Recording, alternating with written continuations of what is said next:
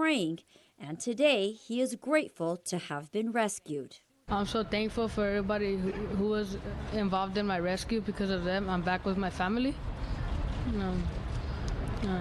And God for giving me another chance to live.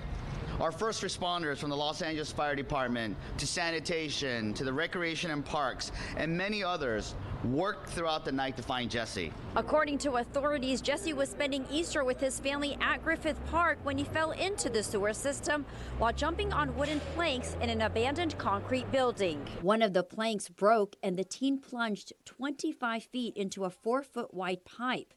In a massive search effort, crews used remote video cameras to find him in a maze of 6,400 feet of underground pipes that run parallel to the LA River and cross under freeways. Michael Adams and Kurt Boyer were the two Bureau of Sanitation workers who opened the manhole cover and helped pull him out. We were able to get the truck up and get the reel down in there, told them how to go ahead and hold on to it, and then from there we were able to go ahead and pull him up. So we got him up maybe 3/4 of the way, then we reached down there and grabbed him out and got him on out. He's the toughest kid I know. It's the environment, the smells, the sewage, it's completely pitch black in there. It's definitely a tough environment to be in. More than 100 members of the Los Angeles Fire Department and personnel from several agencies assisted in the search. Many with specialized urban search and rescue training. 2 helicopters and multiple command teams to begin an extensive above and below ground search for Jesse. And to Jesse, I want to say this too. I know it must have been a scary 12 hours for you down there, but you never gave up hope, and we are so proud that your spirit helped you to survive and to be here today. Even officials are saying Jesse being alive today is nothing short of faith and a miracle. In downtown Los Angeles, I'm Rasha Goel for LA This Week. Could LA take over as the biggest tech city in the nation? Well, our goal is to surpass New York and San Francisco. Gil Reyes reports on a job fair that's connecting Angelinos to companies looking to hire. What was billed as LA's biggest tech job fair drew 15,000 job seekers to the Reef in downtown. It's amazing. There's so many awesome companies, and it's just really good vibes. Everybody's really informative with everything, and it's a lot of companies out here hiring. 250 companies like SpaceX, YouTube, Snap, and BuzzFeed. They're looking for new blood at Tech Fair Los Angeles, a job fair organized by the Annenberg Foundation, the data company known as Comparably, and Los Angeles Mayor Eric Garcetti. I am looking for mostly brand management or marketing management jobs, and preferably at a social impact focused company. I'm currently looking for software development work or in the business area. Now the bad news in all this is this job fair is now over. The good news, companies are still hiring. The city of Los Angeles, though not technically a company, is looking to fill thousands of positions, many of them tech-related, at its information technology agency, public works, transportation, sanitation, and personnel departments. So many city employees came into the city in the 80s and 90s. They're now reaching their retirement years. So of the 48,000 city employees, about half are eligible to retire in a year. You know the city of LA is hiring? Yes, and I was talking to them about their operations and statistical research analyst position. And what did they say? They said that it's currently closed, but they told me about a similar position that I could look into. Of course I would want to work for the city. This is an amazing opportunity to be of service to 4 million people. And the things you do in Los Angeles with any kind of a background, whether it's political science or history or writing or technology or environmental studies, all comes together to make LA a better place for all of us. For a listing of city jobs still available, log on to lacity.org. I'm Gil Reyes for LA This Week. The mayor's office is also aiming to diversify LA's tech workforce, hosting hackathons in South LA and Boyle Heights to encourage more young people of color to consider these careers. Well, it's one way to bring everyone on board to help solve our homeless crisis. Rasha Goel has more on how officials are encouraging Angelinos to become part of the solution. Count me in. Are you ready to turn up for a hearing in your neighborhood to build housing? Count me in. Are you ready to find a parking lot where you worship, where we can park RVs and start to bring people home? Count me in. Are you ready to adopt a family and make sure as they enter housing that they don't fall back into homelessness? Count me in. City and county officials, along with other leaders, recently recognized the Everyone In campaign, the start of a United Way-led program aimed at shifting residents' attitudes about allowing housing for the homeless in their neighborhoods. We will do three things. We will help people understand how they can be part of the solution. We will track our progress, and we will organize and activate the silent majority who have said yes to housing in their neighborhood. According to officials, nearly 58,000 people sleep on the streets every day. And while much work needs to be done, city officials talk about the ongoing progress. 187 units at Path Metro Villas are now underway along the Beverly-Virgil corridor right here in the 13th District. Yes. In total, as I speak, we have at least 314 units of supportive housing recently opened, near completion, or currently under construction, including 88 units at Mosaic Gardens, soon to open in Westlake. St. Anne's Beverly Terrace in Rampart Village, where we recently celebrated the opening of 39 units of supporting housing for women and families. While more than two-thirds of voters backed Measure H and Measure HHH, which support building housing for the homeless community, many proposed projects have received fierce resistance from residents in communities ranging from Boyle Heights to Venice and from Temple City to San Pedro. We now have a plan, we now have a partnership, we now have a city and a county that won't settle until people are fixing the streets instead of sleeping on the streets. Officials hope the Everyone campaign will help people have a better understanding while keeping permanent solutions to homelessness moving forward. In Echo Park, I'm Rasha Goel for LA This Week. Goals include ending homelessness for 45,000 and preventing homelessness for 30,000 people, in addition to approving 5,000 units of supportive housing by July 2022. Well, you'll see a lot more shaved heads right now at the LA Fire and LA Police Departments. The reason? St. Baldrick's, a fundraiser which just raised more funds for childhood cancer research. Anna Marcos looks at all the fun for a good cause. Chief Charlie Beck put aside his badge and gun for a day to try on a hairdresser's gown and a pair of scissors, all in the name of charity. I think it shows the heart of the city of Los Angeles when its police officers and firefighters get together to fight childhood cancer. So instead of fighting fires and fighting crime, these volunteers at the St. Baldrick's fundraiser, both young and old, are raising funds for childhood cancer research. So much cancer research is oriented towards adults, and kids are often an afterthought. But thanks to the St. Baldrick's community, that's changing, and kids are now getting a fighting chance. Every year, the volunteers come to Fire Station 89 to cut hair or get their own mops cropped. The event, a joint effort by the LA Fire Department and the LAPD. We get behind it, we rally, and we want to raise as much money as possible to solve pediatric cancer. I'm here because 16 years ago my son had cancer, and I was feeling very helpless. There was nothing I could do as a father. And the St. Baldrick's Foundation was doing a small event here at Fire Station 89, and I hooked up with the fire department. It's a way for me to do something. And these volunteers are doing something. Since the fundraising event started in 2004, it has raised more than $234 million for childhood cancer research around the world. You know, this is the only place that anybody will let me anywhere near scissors. We think Chief Beck is liking his new job a little too much. Who knows, he might just have a new job waiting after retirement. I'm Anna Marcos for LA This Week. The St. Baldrick's Foundation funds more in childhood cancer research grants than any other organization except the U.S. government.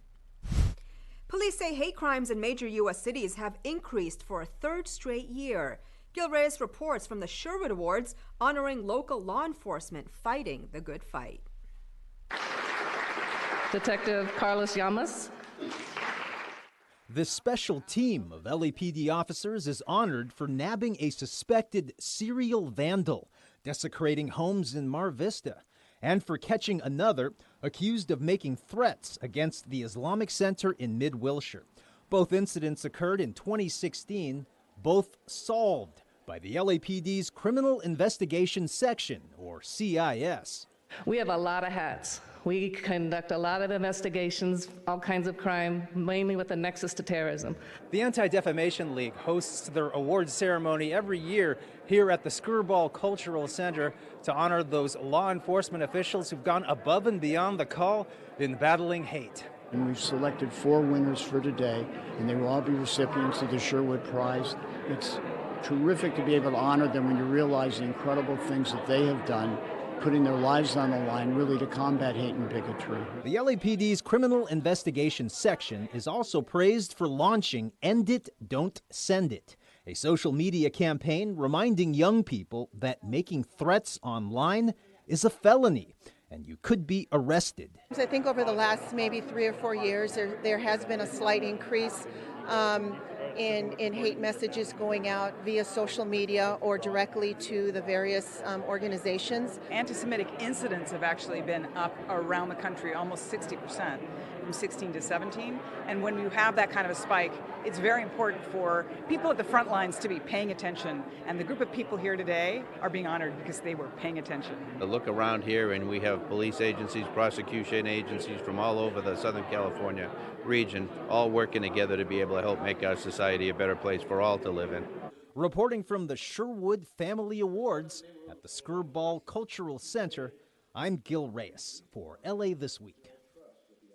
The Sherwood Prize has honored the best in local law enforcement battling hate crimes since 1996. It's coming to downtown, a $3.2 million multicultural plaza across from Olvera Street. As Gil Reyes reports, the highlight will be a monument reminding visitors of the plight of people south of the border. Downtown Councilman Jose Huizar unveils a largely hidden piece of Mexican history. A father leaving his family behind to work in the United States. It's the story of Los Braceros. It's not in our textbooks. No one ever talks about it. But it's probably one of the largest migrations that has ever occurred in the history of mankind. The councilman says the United States welcomed millions of Mexican nationals to work mainly in agriculture from the 1940s through the 1960s. But Los Braceros, as they came to be known, also struggled with unfair wages and discrimination, even as they contributed to the U.S. economy. The statue will be part of a 19-foot-tall monument, the centerpiece of a 7,000-square-foot plaza coming to Cesar Chavez Boulevard and Spring Street. Anytime we see large-scale commercial buildings being erected in our city, even small-scale retail space, 1% of the square footage goes directly towards public art. And timely art at that, created by sculpturist Dan Medina. The dedication comes as the Trump administration sues California for sanctuary laws protecting undocumented immigrants from deportation. Many of today's immigrants toiling in the fields, contributing to our economy, and under attack, like Los Braceros were. So I'm very proud to be a son of a bracero. I'm very proud to be part of this project so that the city of Los Angeles and this country remembers their contributions. In downtown Los Angeles, I'm Gil Reyes for LA This Week. Construction of the plaza is set to begin soon. Tributes to Native American, African American, and other immigrant cultures are expected to be included. Over the past year, we've seen talented women take a stand against sexual harassment in Hollywood. Recently, others in the performing arts took the stage to express their needs. Gil Reyes reports from In Her Words, an event hosted by Councilwoman Nuri Martinez. A night of dance, song, and poetry, all told from the female perspective. It's just another way for women to come and express their views on feminism and what it is to be a woman in Los Angeles. And it takes it out of like stuffy room that we're usually accustomed to. It's kind of nice to have a nice open venue. This is a man's world. Councilwoman Nuri Martinez hosted the extravaganza known as In Her Words. It took place at City Hall's outdoor forecourt to cap off Women's History Month. We're taking wins and not one loss, creating STEM programs, running for office. Spoken word artist and cancer survivor Jennifer J.B. Beasley. Tonight I performed a spoken word piece entitled Black Woman Commandments, and I want the world to know the awesome and amazing things that Black women are doing in the city. Men are dominating in film, right? Even as producers of a podcast, we know that there's very few of us out there. So for us, having our voice is setting the narrative for young girls to really do something new. I want to reach young women, and I want not only people who want to run for office, but women who want to lead the way. We need more women to be active participants in their own communities, and to speak up and speak out loudly and make sure that they know that this is a place for them to come and share their views. Reporting from City Hall's forecourt, I'm Gil Reyes for LA This Week. The city moves one step closer to regulating short-term rentals. LA gets top billing as a leader in solar energy, and LA Sanitation is awarded a multi-million-dollar grant. All these stories in City B.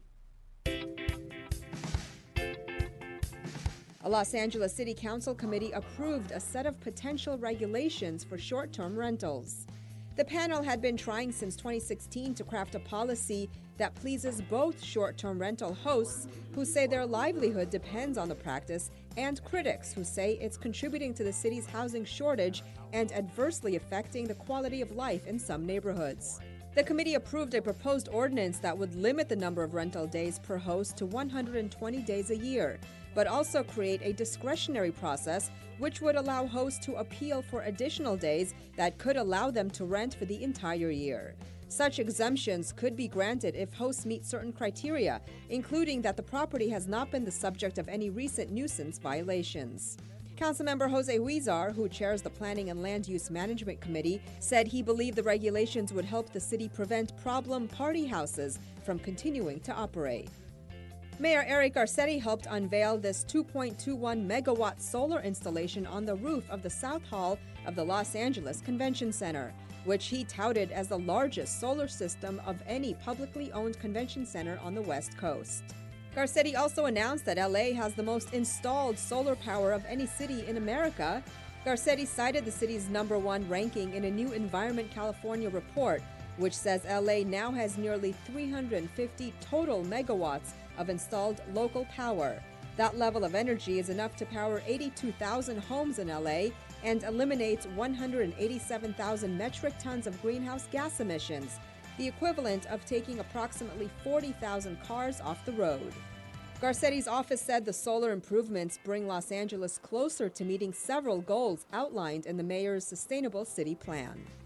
LA Sanitation has received a $3.5 million grant from the California Public Utilities Commission for a renewable energy project at the Hyperion Water Reclamation Plant. Officials said this grant will help the city harness the power of renewable energy to reduce greenhouse gas emissions at the city's largest water treatment facility. The Hyperion Water Reclamation Plant generates electricity and steam for wastewater treatment and water reclamation processes.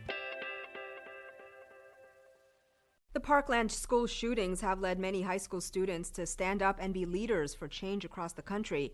Now, Mitch Englander's Leadership Summit, with its theme Seen and Heard, is creating new avenues for youth leadership here in LA. Anna Marcos brings us more from the event in Griffith Park. Anna.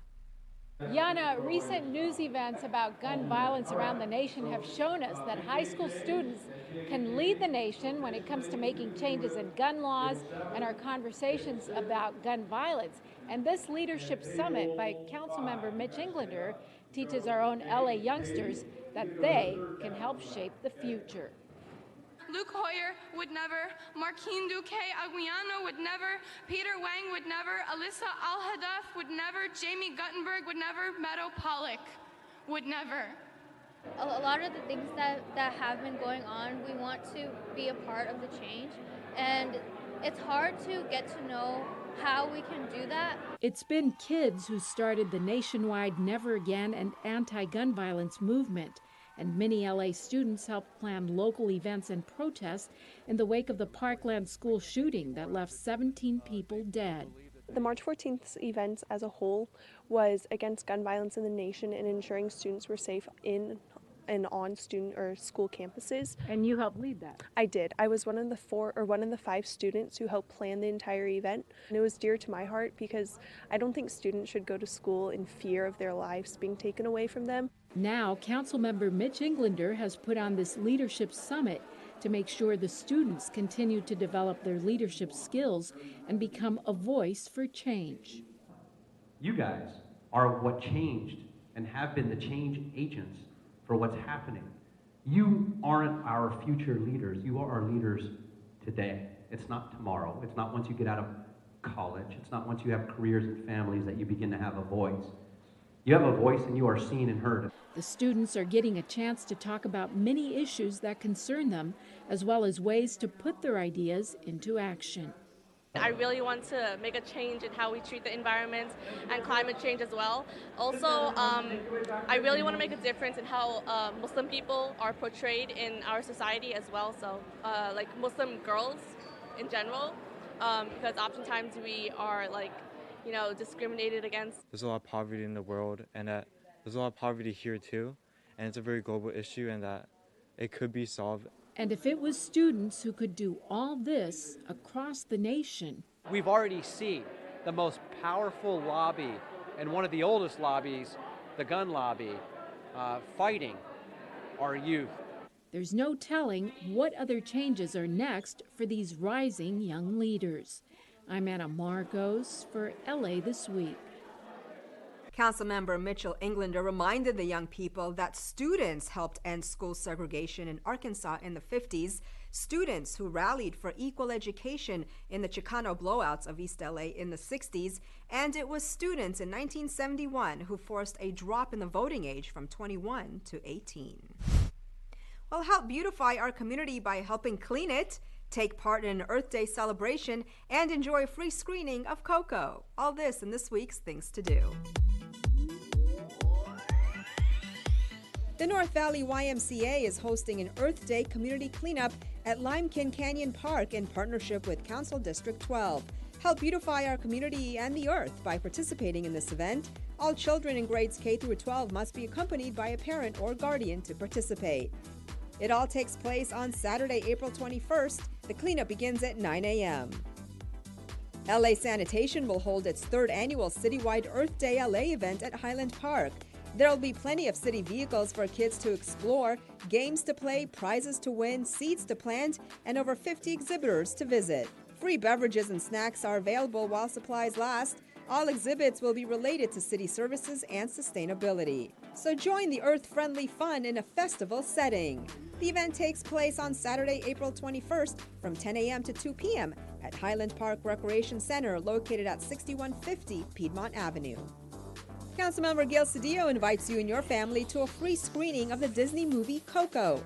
Enjoy a fun evening with the family and spend some quality time together. The screening takes place Friday, April 20th from 6:30 to 8 p.m. at the Ramona Hall Community Center located at 4580 North Figueroa Street. For more info, call 323-550-1538.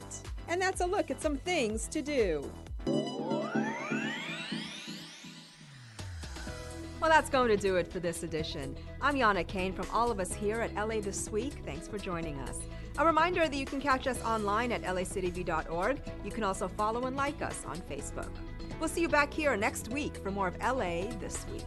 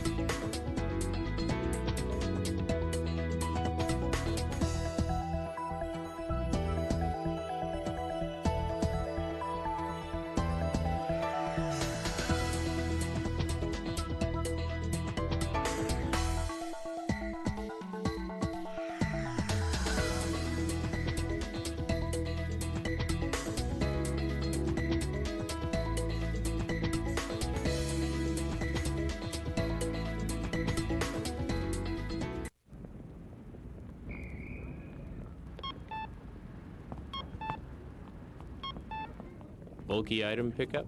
Call 311, the toll-free number for non-emergency services. 311, your one call to City Hall.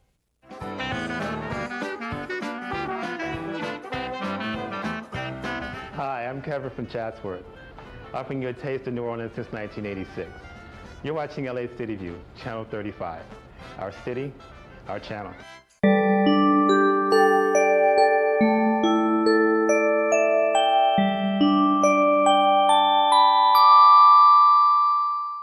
Hello, it's time again for Adopt a Pet Today, sponsored by the Pet Care Foundation. Now today we're at the West Valley Animal Shelter on Plummer Street in Chatsworth. And if you're thinking that Chatsworth is too far away, there are 5 other LA City shelters.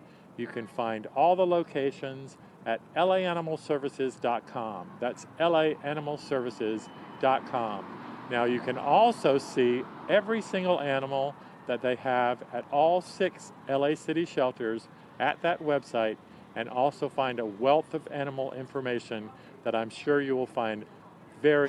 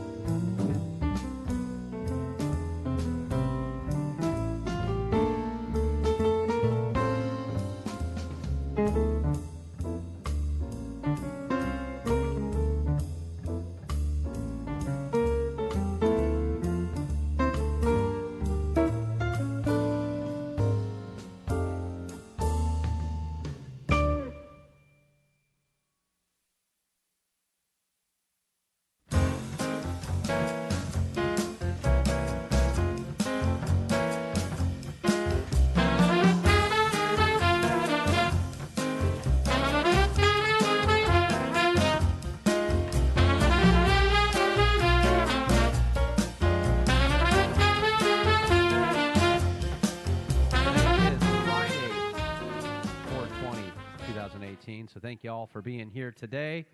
Mr. Clerk, if you could, please call the roll. Blumenfield, Bonner, Buscaino, Cedillo, Engler, Harris, Dawson, Weezer, Koretz, Krikorian, Martinez, O'Farrell, Price, Rodriguez, Rue, Wesson. 11 members present and a quorum, Mr. President. All right, first order of business. Approval of the minutes. Mr. Buscaino moves. Mr. Blumenfield seconds. Next item, please.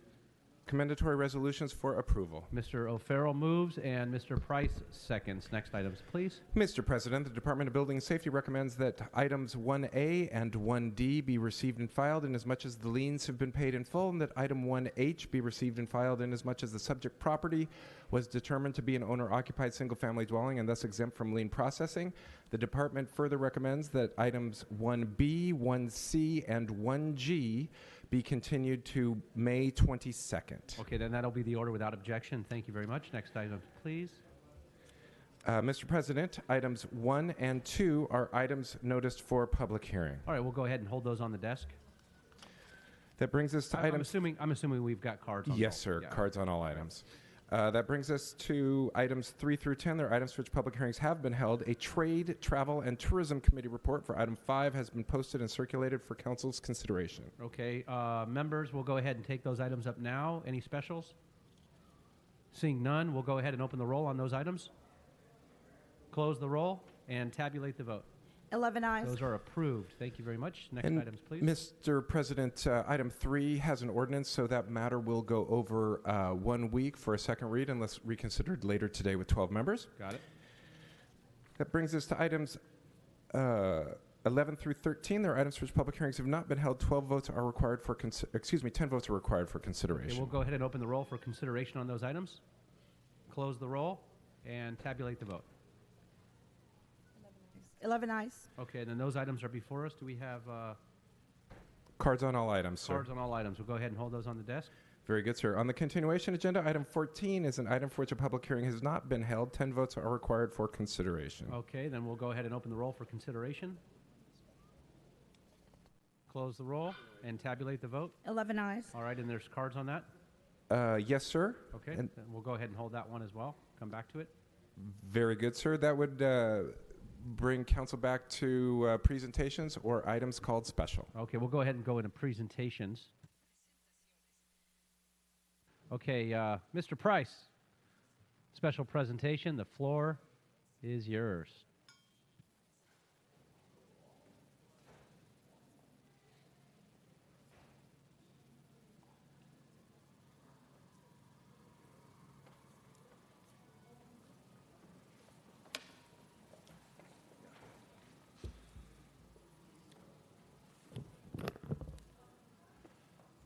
Thank you, Mr. President. Members, today we have some special visitors all the way from Nigeria.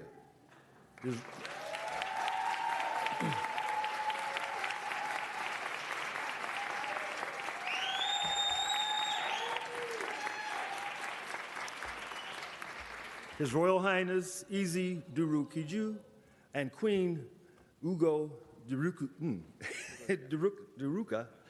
are from Imo State in West Africa, and they're here to officiate the 15th annual traditional African family induction ceremony hosted by the African Focus, Inc. It's going to be this Saturday at the Airport Western Hotel. The Africa Focus program fosters mutual respect and love and inclusion between Africans and their relatives in the diaspora. Your role as a special guest of honor and the officiating traditional ruler in the ceremony is commendable and ensures the preservation of African culture and its appreciation here in the United States. I'd also like to acknowledge the African Focus and its founder and president, Uchenna Uhuru. Programs like this have had an immense impact in our community, and I just want to say congratulations on 15 years of service. As an honorary Nigerian, it's my honor to welcome you all to the city of Los Angeles. And Mr. President, if there's no objection, we'd like for His Royal Highness to say a few words.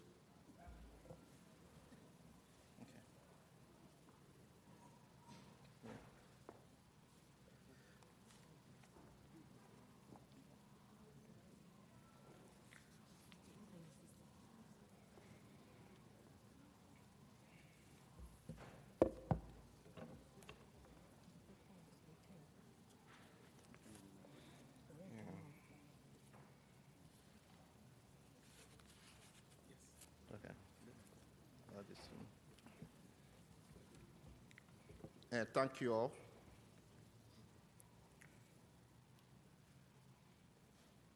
It's a pleasure to be in your mix at this time. I thank God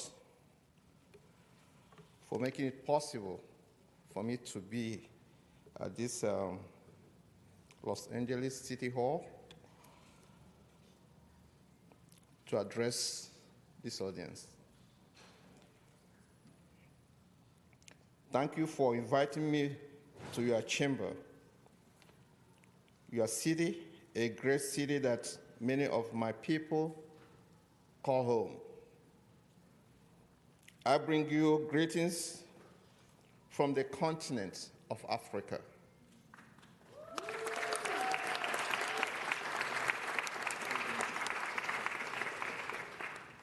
With me this morning are some of the sons and daughters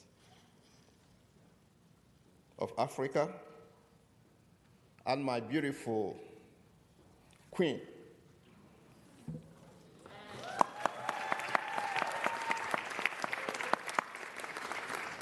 My beautiful queen, which God has given to me.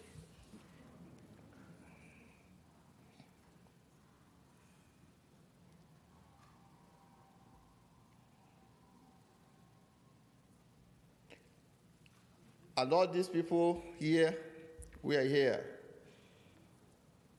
for the purpose of our culture, tradition, and to bring it to you. I asked to come to you while I am on a visit to Los Angeles for a program that promotes unity, reconciliation, and to celebrate the future while acknowledging our past. I also come to acknowledge the work that Council Member Karen D. Price, Jr. and Council President Herb Wilson, whom I was told was on an assignment and has done in promoting culture and diversity. And I thank him for seeing me briefly before he left. I wish it is with great joy, and I ask you to indulge me to ask Council Member Karen Price Jr. to come forward.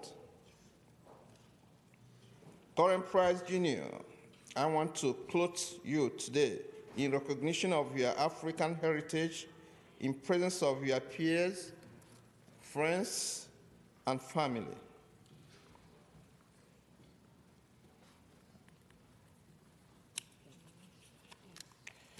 Now, I'll come forward.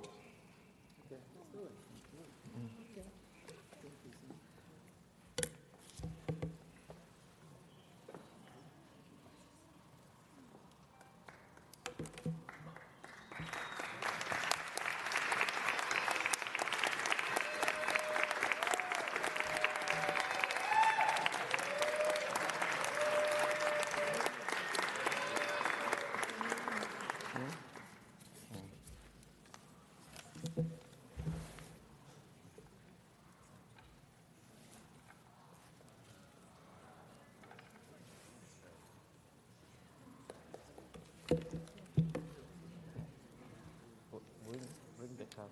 Bring the cup. Give me the cup. Turn this way.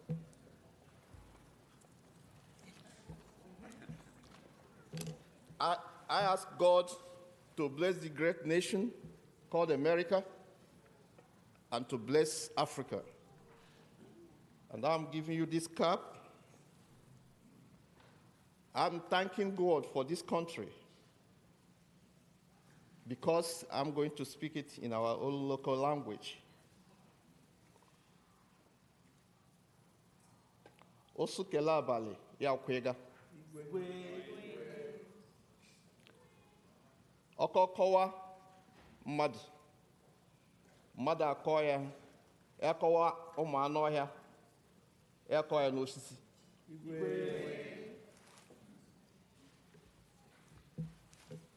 For now, I give you this cap in the correct year.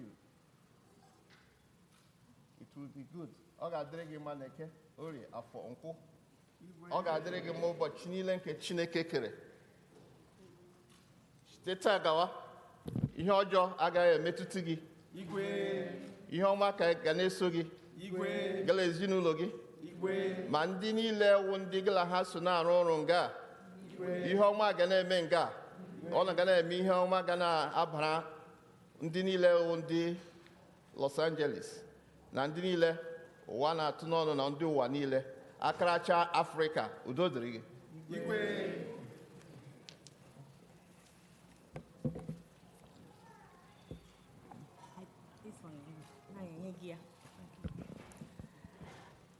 N'aha nke Nna na nke Ọkpara na nke Mmụọ Nsọ, Chukwu okike gọzie gị ụtụtụ ehihie n'abalị n'orie na afọ na nkwọ na eke. Ọ ga-adịrị gị mma n'aha Jizọs. Amen. Thank you. Thank you.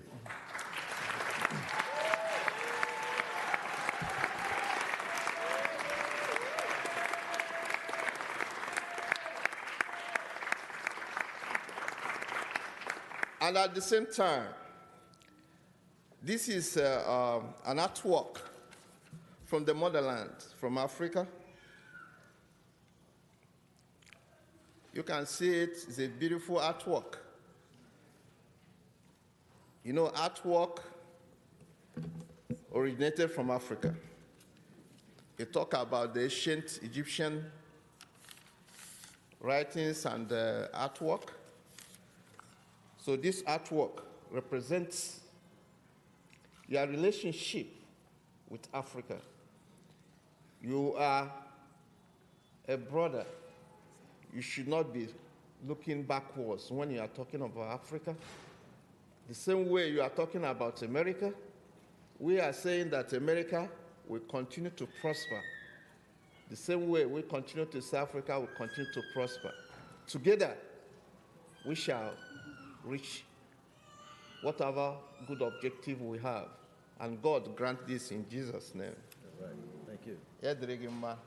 Edrigima. Edrigima. Ndewo.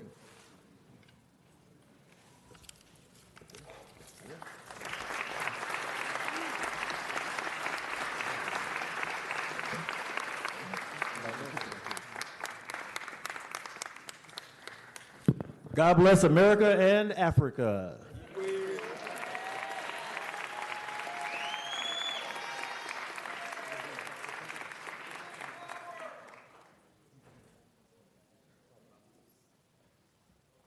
All right, now I welcome Councilmember Buscaino to the podium, as this is usually one of the favorite presentations monthly by our Council President, Herb Wesson. Joe will be sitting in today. With great honor. Mr. Price, thank you for that impressive and incredible presentation. That blessing was amazing. That blessing was amazing. I think if we can replicate, Mr. President, that blessing 14 more times, that'd be amazing. But nonetheless, we are here with Jacob and Tama from the Department of Animal Services here, and it is a great pleasure to fill the shoes of our Council President, Herb Wesson, to let our residents know that what's before you here is Darlene, a Jack Russell Terrier mix who is up for adoption, and she, one of many. This might be easy here, I think, based on the crowd here. So Darlene is, I had a chance to... There's a 100% success rate by Mr. Wesson. I just want to let you know. Don't mess this up, Joe. She is so cute and very patient and loves to dance. It's Arts Day here. I actually, just watch. I'm not kidding.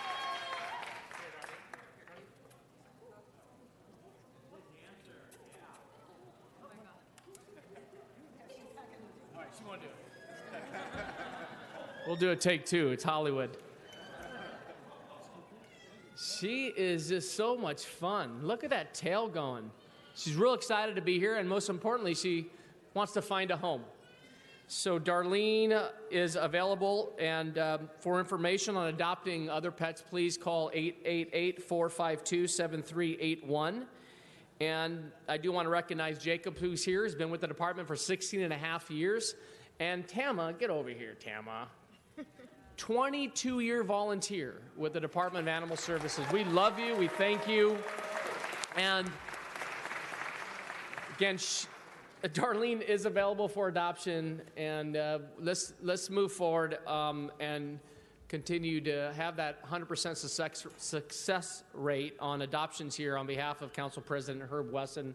She's available, and Jacob will be here with Tama if you are interested in bringing Darlene home. She was found in the streets of South Los Angeles, and we need to find her a home. And also just note that Jacob tells me there is also a foster program available to our residents that the Department of Animal Services provides, that if you do also want to foster Darlene, you may be able to do that, create an Instagram account, and just promote Darlene that she's also available for a home. So thank you very much. Let's find Darlene a home. Great job. Thank Let's you. give Councilmember Buscaino a big round of applause. There's a lot of people here for Arts Day. Is there anybody there that wants to visit the dog? I think our general manager is here too, and she's looking for a new little puppy. You can't let all these people down.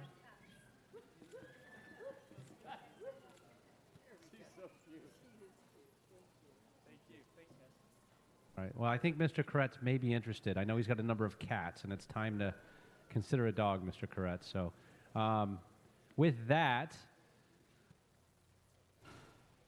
yeah, we're going to go ahead and, colleagues, a couple of housekeeping items before we go to the next presentation. On items 3, we're going to go ahead and open the roll for a reconsideration. That was an ordinance requiring 12. Close the roll. And that's passed. So now that item is before us now. So we'll go ahead and vote on item 3 now. So we go ahead and open the roll, close the roll, and tabulate the vote. 12 ayes. And then, colleagues, we had a request from Mr. Wesson on an item that was on the agenda on Wednesday, item 24. It was Council File 18-002-S36 for a reconsideration and a continuance until, I believe, next Tuesday. Okay, on Tuesday. And so we'll go ahead and open the roll for reconsideration from item 24 on 418. Close the roll and tabulate the vote. 12 ayes. Okay, then that item will be continued then until Tuesday. And that's April 24, sir. Great, excellent. Thank you very much. And with that, we now have a very special presentation by Councilmember O'Farrell.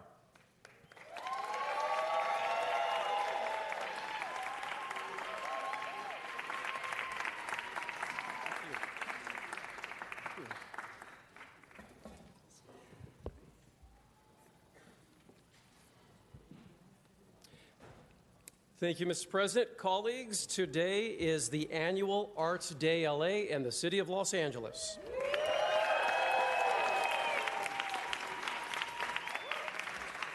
I would like to welcome everyone to Los Angeles City Hall for this very special annual occasion. As you can see, with the waves of red shirts in this chamber, art is truly alive and well in Los Angeles. In its 7th year, Arts Day unites artists, audiences, and arts organizations with the leaders who represent them here at City Hall, fostering stronger relationships between those crafting the vision of LA's future and those who make it a reality. Arts, culture, and creativity play an integral role in making our city vibrant, prosperous, livable, and healthy. Please welcome me in giving a big Arts Day welcome to our first recipient, Betty Avila, co-director of Self-Help Graphics. And Betty is going to say a few words. Betty.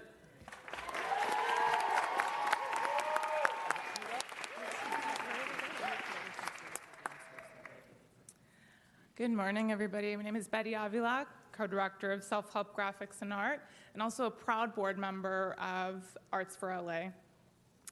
I also want to introduce my dad, Ciro Avila. My dad is an artist. He's a musician. He plays guitar, bass, even dabbles in harmonica, but he's primarily an accordion player. He's always had a full-time, regular job, because he had to raise 4 kids, but on the weekends and evenings, my house was regularly full of the waft of all kinds of music coming from anywhere in the house and sometimes even the garage. And so what a privilege to grow up in a home like this. And it's one of the reasons I believe deeply, along with all of my colleagues here in the room today, that the ability to express ourselves creatively through any medium, to experience beauty, to be inspired, to learn, to grow, is an inherent need and a critical element of a healthy community. The arts are a critical element of a healthy community. And so, cultural equity is our responsibility to ensure every Angelino has access to the arts in general, and to ensure that their culture is valued not only at home, but in the public spaces of our city and on the walls and stages of our cultural institutions throughout Los Angeles.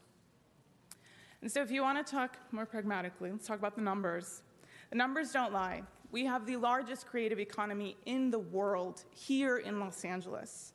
Over 750,000 jobs and $190 billion in output annually. The arts are an investment, and they have serious returns. And that's not even counting the informal arts economy, the people who engage in the arts individually and at the community level every single day, but aren't counted by our studies. One of my regrets is that I never learned how to play the accordion from my dad, the way that he learned from his mom, even though he tried to bribe me and my brother with 50 cents a lesson. And obviously now I think it's the coolest thing in the world, so I still have time. And when you're a kid, the accordion is not cool at all. But I'm grateful for the values of creativity, of empathy, and cultural expression that I received at home, and that have been instilled in me through this incredible city of multiplicity and diversity that is Los Angeles. Thank you. Thank you. Thank you so much. Thank you so much, Betty. And you're very young. It's not too late to learn the accordion at all. All right. Next, joining us is Yaya Gomez. She is the 2017 and 18 Center Theater Group Student Ambassador. Welcome, Yaya.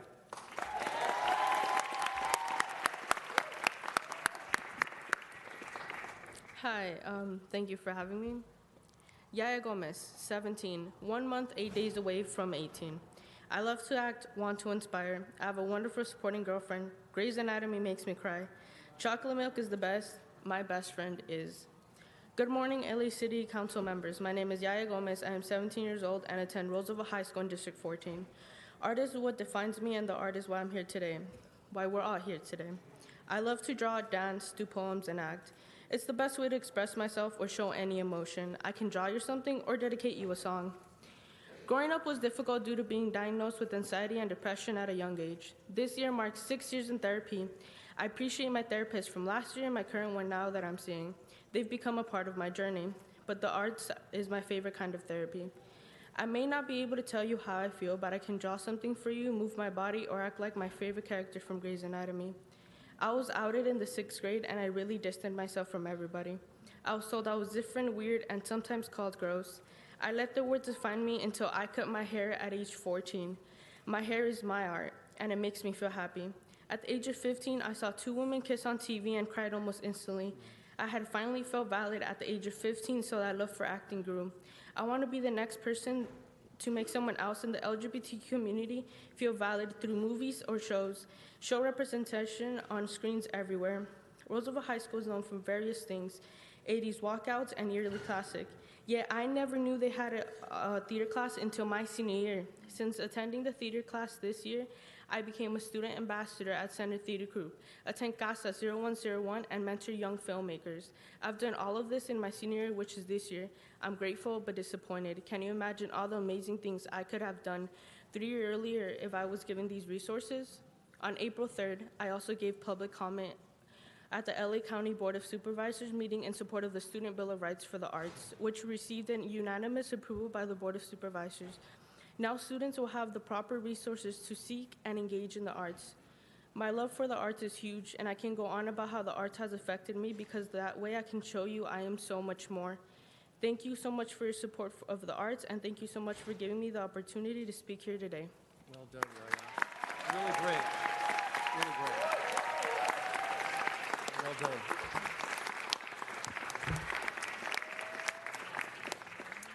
Yaya, being different and weird is something that's not unfamiliar with this group here today. We are with you 1,000%.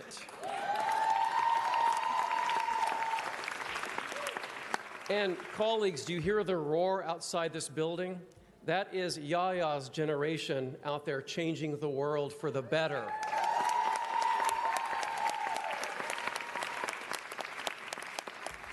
Leading a walkout to speak out against the NRA and against assault weapons everywhere, proliferating this country.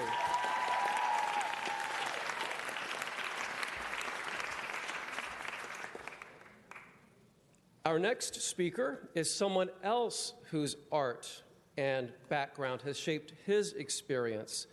We have Amir Whitaker, attorney with the American Civil Liberties Union. Amir. Thank you, Councilmember O'Farrell. Good morning, council members. Thank you for the opportunity to talk about the value of arts today, and thank you for all you do for the city of Los Angeles in the area of arts. That's definitely something that brought me back to this city. I want to speak today as a civil rights lawyer and as a freedom fighter, fighting for the rights of youth, but also fighting for freedom of expression. I want to talk about the importance of art as a civil right and as a human right, and really understanding it because of its potential to alleviate inequality or actually contribute to inequality if we don't have art equity in our communities. So I was looking at one of the data sets from the Art Datathon happening next week that looks at art access in schools across LA County, and it's inadequate for all students, but when we look at it for students of color, we see some troubling trends. Specifically, when looking at schools that serve mostly white students in LA County, there are about 53. 72% had a music teacher, and I'm a musician. I feel like that is too low for our students. There should be a 100% rate for music teachers. 57% had a visual arts teacher, and only 20% had a dance teacher for at least one day a week. And Congressmember Farrell knows the importance of dance. But when we look at it by different groups, for Latino students, schools that serve primarily Latino students, which are most of the schools throughout LA County, only 36% had a full-time music teacher. Only 44% had a full-time visual arts teacher, and only 10% had a dance teacher for one day a week. When we look at schools serving black students, where more than half of the population is black, only 41% had a full-time music teacher, only 12% had a full-time visual arts teacher, and none had a dance teacher for at least one day a week. Another troubling trend with the schools serving primarily black students here in Los Angeles County, there are only 21 schools, but 3 of those schools' sites are actually the juvenile camps or prisons. So black youth are 8% of the county, but over half of some of the juvenile probation centers, and they're some of the areas where art access is an issue.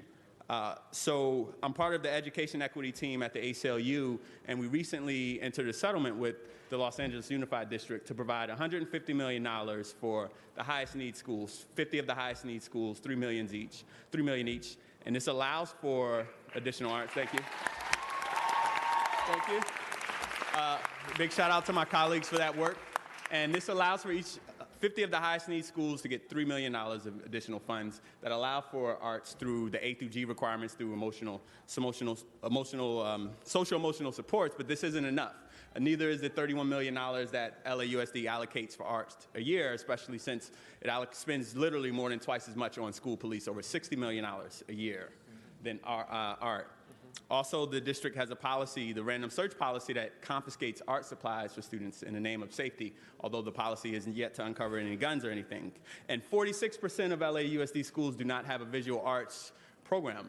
So art supplies should not be confiscated, in my opinion. So personally, I depend on the arts for wellness and rejuvenation. The arts saved my life. I credit it with saving my life. I got into a lot of trouble, was arrested as a youth, kicked out of school, and being a musician and having a positive outlet for my time helped bring me back the right way. And that's why I started a nonprofit called Project Knucklehead, where we do arts and music throughout the country.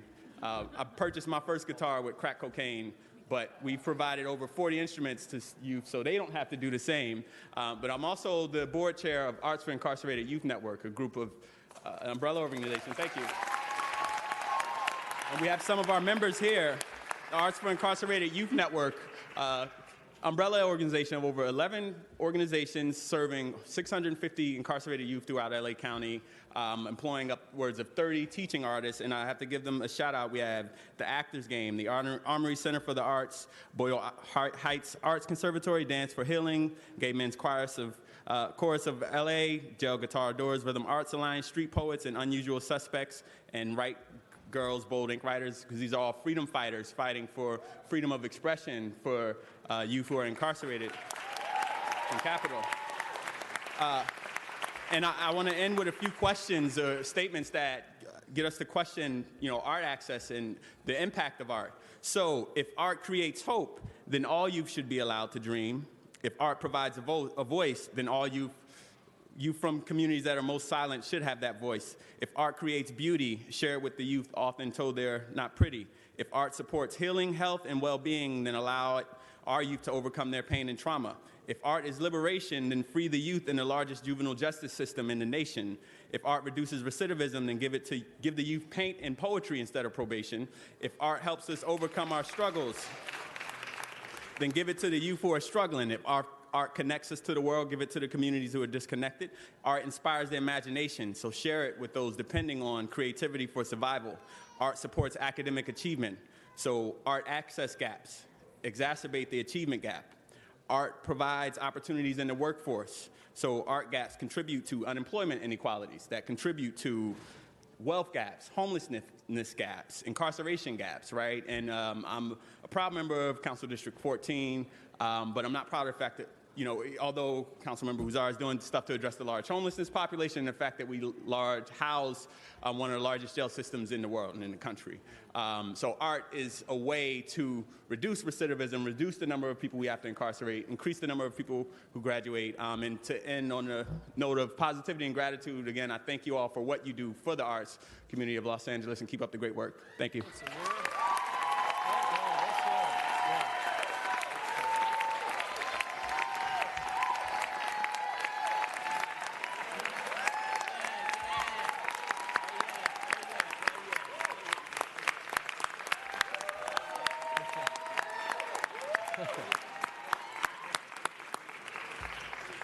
Thanks, Amir. And you've heard this before, but artists vote.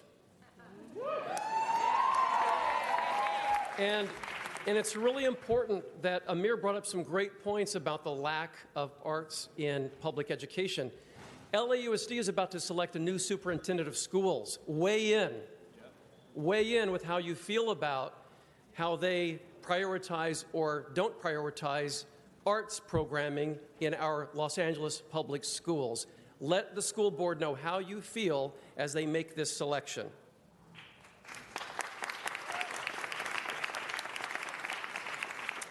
So it takes many partners to put on Arts Day LA every year. It's weeks, if not months, in the making, and I want to just acknowledge a few groups and individuals here who are gathered that made this possible.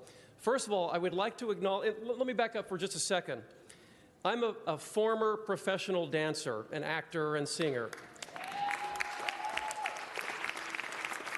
And I spent a good bit of my youth traveling the world, and I belonged to two different theater companies and worked all over the place and struggled and managed to make a living, eke out a living.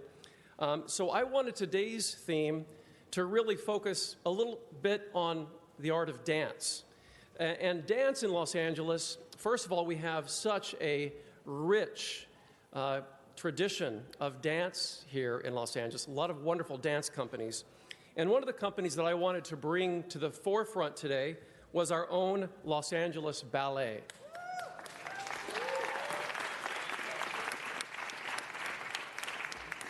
We have a world-class ballet in Los Angeles, and not enough people know about it. So I urge anyone who is listening to this presentation to log onto their website and learn about their programming and about their performances. And once you go to one performance, you will see what I'm talking about. We need to support dance and live theater across this city. So to that end, I'd like to acknowledge the presence of Los Angeles Ballet Executive Director Julie Whitaker is here with us today. Julie, welcome. And professional dancers from the company, we have Abby Callahan with us today. Abby, welcome. And we have a soloist from the Los Angeles Ballet, Laura Chachish. Laura, welcome. Now, earlier, we did a flash mob in the forecourt. It was supposed to be in the rotunda, but GSD and the fire marshal kicked us on out, and we did it in the rotunda, in the forecourt. They will be dealt with later. But performing today was Blue 13 Dance Company. And it was a wonderful performance as the rotunda sat completely empty you could hear crickets chirping. We also had performing the Youth Orchestra of Los Angeles and Heart of LA, otherwise known as Yola and Ola.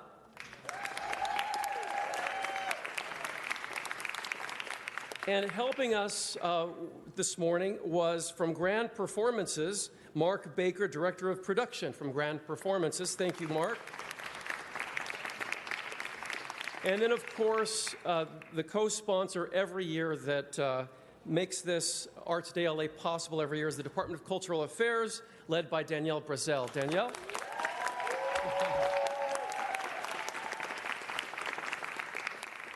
And I know that Sophia Klatzker, who I'm about to introduce, is going to probably elaborate, but I really want to thank the dedicated staff of Arts for LA.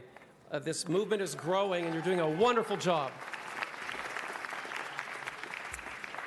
And as I mentioned, Sophia Klatzker, who is the executive director, who's really elevating the profile for arts across Los Angeles, and we've had many conversations. This council has acted very, very productively in terms of providing more resources. This council in 2014, we reestablished the arts development fee. We now have millions of dollars flowing back into the department for arts programming across the city. So thank you, colleagues, for supporting that. We also reestablished the mural ordinance, so we have new murals with the protections that go along with them popping up across the city once again. So that's something. But we need to do much, much more. A world-class city has a world-class arts and culture profile.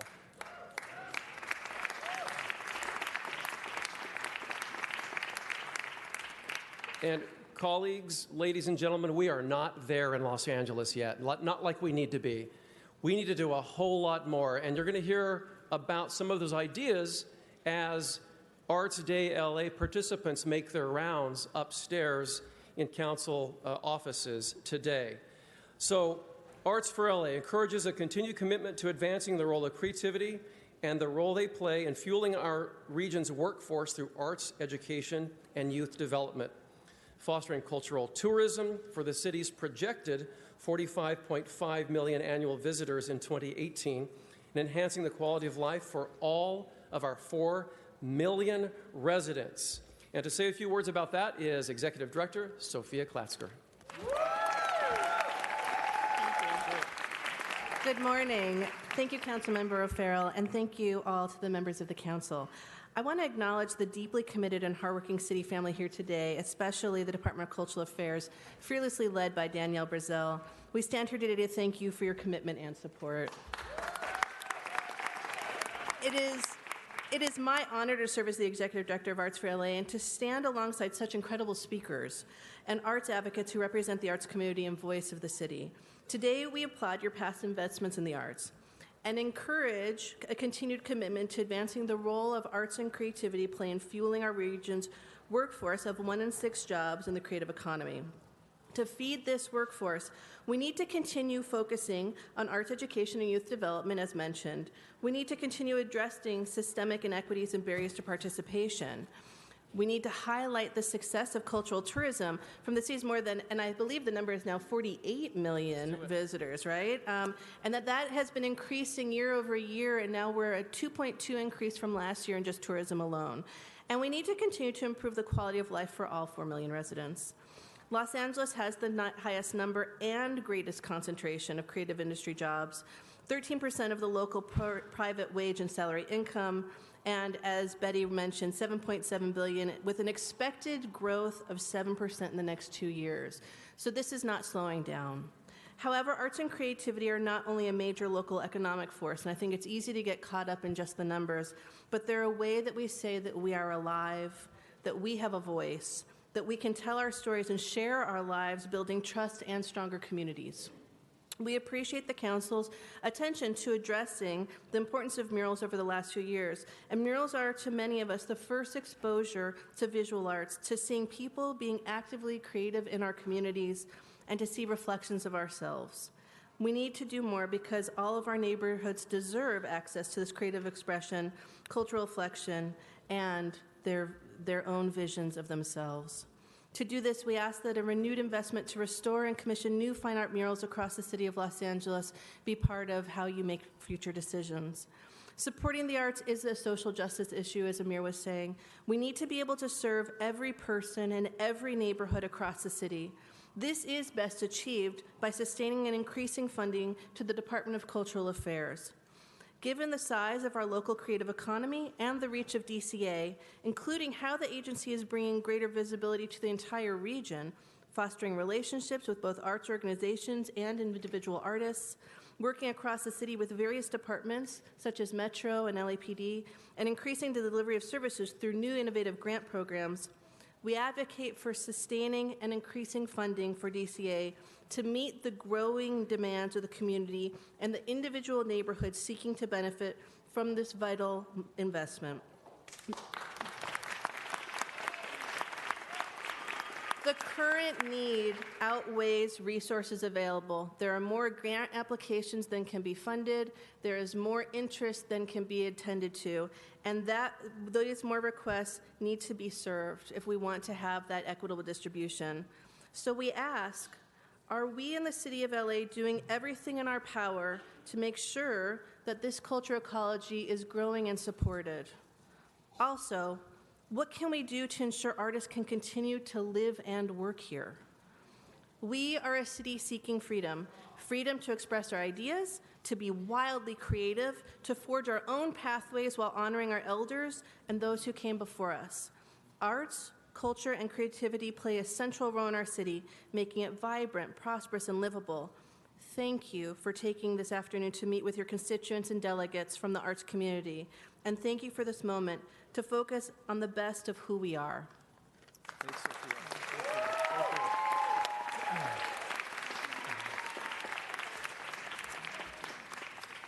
So for anyone who has grown weary of the daily Donald Trump sideshow, I encourage everyone to leave your living rooms, to leave your homes, to take a break from the endless talking head evaluation of Crazy Man in Washington, D.C., and go see a live performance.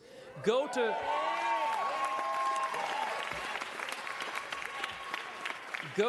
Los Angeles Ballet and see a ballet. Go to Theater West. Go to Lula, Washington. Go see a performance of dance and live theater. We have 250 small theaters in Los Angeles doing groundbreaking works that help illuminate the realities on the ground. You're not going to get it from watching television. All right, so that's my pitch. Enjoy the arts, support the arts. Do you have a couple members on the queue? All right, Councilmember Rodriguez. Thank you, Mr. President. Mr. O'Farrell, thank you so much for this gorgeous presentation today. And thank you to all the arts advocates here in Los Angeles, reigning the chairs here in council chambers. I have to say, as a former accordion enthusiast, I didn't realize it was not cool. Thanks for that. But also, as you know, and I've shared this story with Mr. O'Farrell, I had a great appreciation at Pacoima Middle School. I found my love and passion for musical theater. And I believe there's no better medium to reflect the incredible teamwork that so often goes into having an outstanding production, both on the stage and behind the stage. And I just have such an appreciation for the arts and its ability to tell stories in a way that connects with people in such meaningful ways, but it also does such an outstanding job for our youth to open up their minds and help make the work of their daily academics more relevant. So I want to thank you so much for coming in, making time to help to continue to raise the voices in how important the arts are here in Los Angeles. It is really an amazing part of our creative economy. And I also want to acknowledge the incredible champion we have in our general manager, Danielle Brazel, who's been an outstanding leader in LA. You know, I first met Danielle when she was leading this coalition for Arts Day so many years ago when I was on the Board of Public Works. But again, thank you all for being here. I'm happy to see that Pacoima is in the house, Silmar's in the house today. And, you know, as someone who represents an area which I believe will inevitably continue to elevate its profile as being the cultural epicenter and art epicenter for Los Angeles in the Northeast San Fernando Valley, I want to say thank you all for your continued efforts to advocate for arts in Los Angeles. Thank you. Councilmember Buscaino. Thank you, Mr. President. I do, too, want to rise and recognize Mr. O'Farrell, Ms. Brazel, thank you so much. And to all of our arts advocates, please stand. Let's see those red shirts, and let's show Channel 35 who's here. We thank you so much for your advocacy. I, too, like Ms. Rodriguez, was introduced to musical theater at Dana Middle School in San Pedro and then San Pedro High School. And we have some talent here around this horseshoe, let me be clear. Mr. O'Farrell, amazing dance routines that we've seen, most importantly in this last political roast. Mr. Blumenfield had amazing stage presence at the political roast and as we recognize the American Diabetes Association and raise money. My two karaoke partners, Mr. Koretz, who can belt out a great tune, and Ms. Rodriguez. But just know that you have so much support around this horseshoe, and I do want to recognize the work that's being done, if I can, to take a moment in my district, in Watts, with the Watts Towers and the work that's being done there at the Sabato Radia Watts Towers and home to the annual Drum Festival. And most recent news that just came out that Kendrick Lamar, who has strong ties to Watts, the first rapper to win the Pulitzer Prize for his album Damn. And it's about damn time for that. The work that's being done in the downtown San Pedro ACE District, the Arts, Culture, and Entertainment District. Warner Grand is not only a performing arts venue, now it's a visual arts venue. Look, amazing that we have an artist, an amazing mural by our friend Kent Yoshimura. If you haven't had a chance to see it, please come down to downtown San Pedro and witness it yourself. It's just a beautiful mural that we were able to work with the Department of Cultural Affairs to get that done. Also, there's a new artist leaders emerging in Wilmington. If you haven't been, every quarter the Wilmington Art and Culture Alliance has put on an amazing art walk. I do want to recognize Shauna, who's doing a great work in Wilmington by having this Arts Alliance on Avalon. And if you look at the work that's being done here in our city, I truly believe, like Mitch said, that art helps our helps our local economy. When we fill the theaters, we fill our restaurants and our shops. And that's something that we value in a city, it's in our district as well. And for me, it's personal. My son and daughter are very active in the arts movement. My son is learning how to play the cello. He's started to pick up, and now he's learning how to play the cello. And my daughter is the dancer, and her mentor, and she looks up to Misty Copeland, who is the first African-American principal dancer for the American Ballet Theater. And she just got cast as Fiona in the school musical of Shrek, and I told her she's going to be the most beautiful ogress that Shrek has ever seen in the musicals. So nonetheless, we value the work that the art community does in our city, and really appreciate your presence. And Mitch, thanks for the presentation. Thanks, Joe. Thank you. Councilmember Koretz. Koretz, yes. Thank you, Mr. President. And really, I'm only speaking because I could not let it be said that also I played the accordion when I was younger. So I had no idea. I can't imagine how I'd be now. It's been about 40 years, so I'm not sure if I could put two notes together. But I do want to say that, first to thank you, Mr. O'Farrell, for bringing this forward. And I don't think there's another city in the country that would be more appropriate to be focused on the arts than Los Angeles, a city that's built on the arts, whose economy is built on the arts for over 100 years. My focus has really been on outdoor visual arts. So among other things, we have one of the most remarkable art pieces in the city in the Cyrus cylinder that was recently created and presented by organizations in the Persian community to the city of Los Angeles.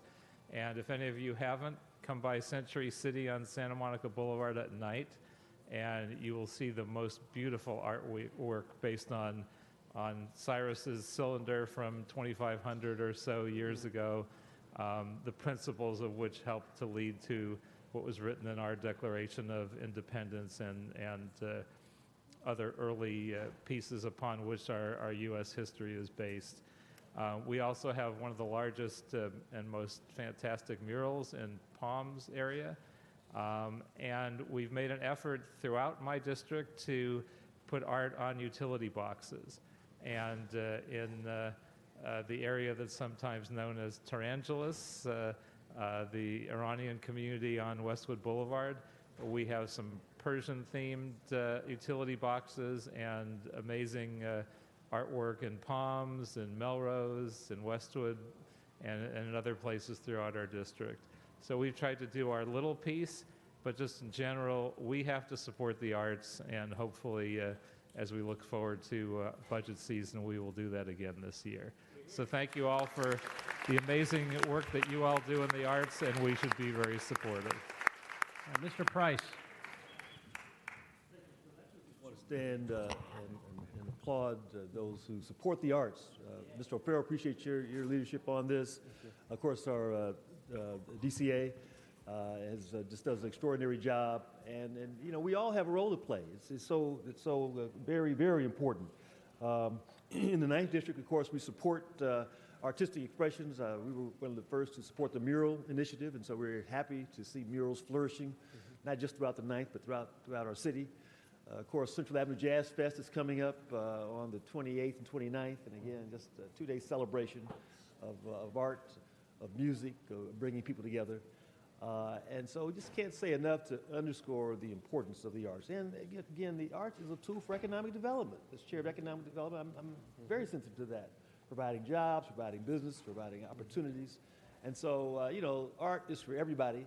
I got my start playing the bells in elementary school at Normandy Avenue in the district. Went on to the piano before I, you know, Little League Baseball nudged my piano playing out. but now I play the radio all the time. So we know that we have to express our artistic, there are lots of ways to express our artistic feelings and expressions, and they all can be very positive. So arts, everybody, keep up the good work. Thank you much for your efforts.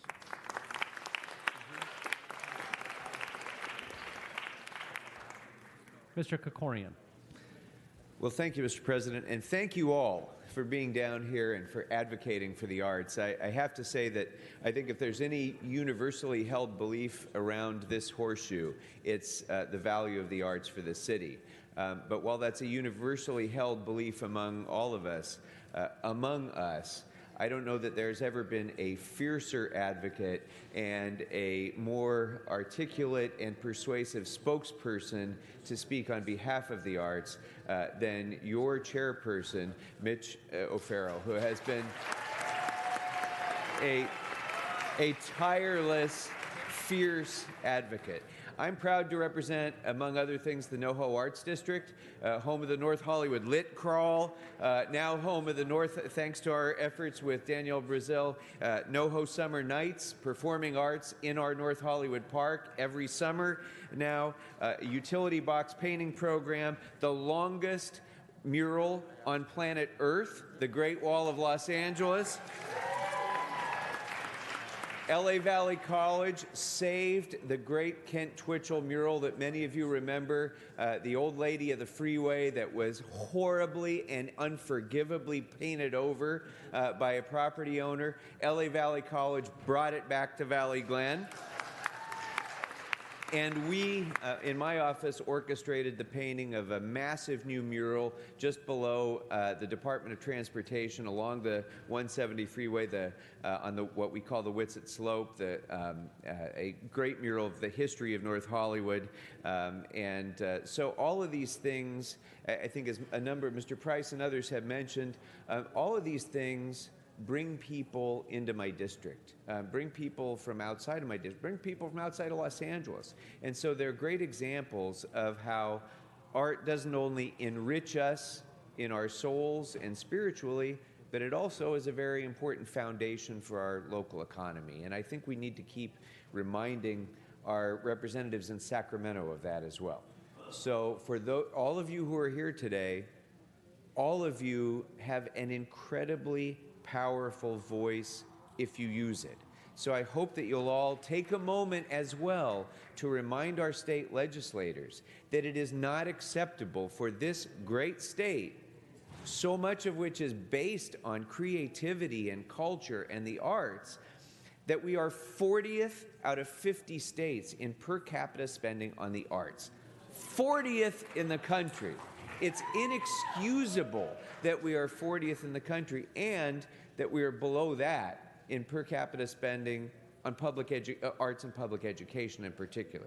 And so this is absolutely imperative to our future that all of you make your voice heard. And if you will, we can really make a difference in changing those embarrassing statistics that are a shame in this great state. So thank you all for being here today. But make your voice heard in Sacramento as well. Keep fighting.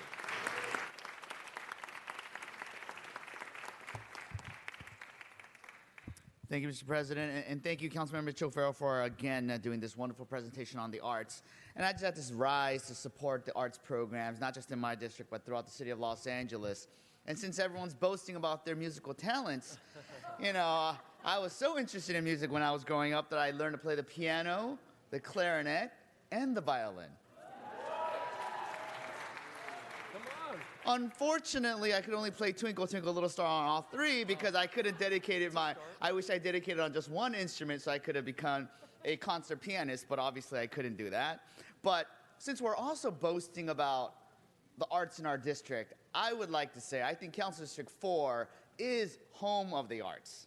From Museum Row, LACMA, to the Peterson, to all the museums that are next to it, the Hollywood Bowl, the Greek Theater, the Ford Theater, Shakespeare in the Park in Griffith Park, our Art Walk in Sherman Oaks, our murals that we have all throughout Western Boulevard, the LA River, the utility box program, yes, what we adopted, but I would like to say is the #1 most popular arts program that reaches out to so many people, and we make it an imperative, we try to get local artists from our district, and we have people signed up.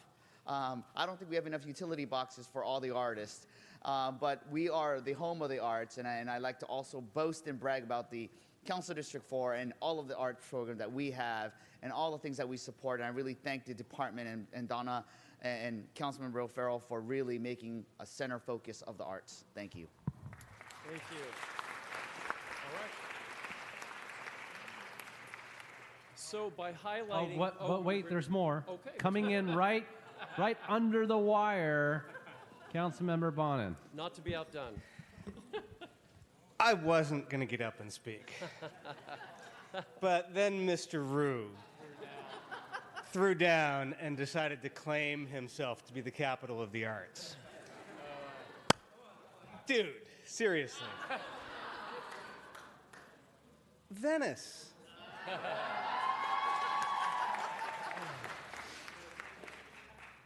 Spark. Beyond Baroque. L.A. Louvre. The Electric Lodge. The Electric Lodge, which is the first sustainable arts facility in the city of Los Angeles. We have incredible artists, muralists, Judy Baca, Francesco Letelier, sculptors, Bill Attaway, internationally known folks, the late Ed Moses, so many amazing things. We have the home of ballet in the 11th District. We have the Getty Museum and the Getty Villa. We have the iconic multicolored pylons at LAX. I could go on and on and on and on. But seriously, this is not a competition. Just surrender. Thank you, Mr. O'Farrell, for doing this. Actually, every district in the city, every neighborhood in the city is alive with the arts. It's one of the things that makes Los Angeles so fascinating. You know, whether it's the Big Tahunga Wash or the Arts Towers or the theaters, the amphitheaters in CD4, every part of the city has something amazing. And there's things that each of us have not yet discovered and things that are popping up every single day. Mr. Koretz talked about the utility boxes that Mr. Weezar started in Los Angeles. I actually think we do have the best utility boxes in the city. In West LA, an amazing one that a 14-year-old girl is doing that I just saw on Nebraska Avenue in West LA yesterday. This is Los Angeles. It's what makes us great. Thank you. Thank you.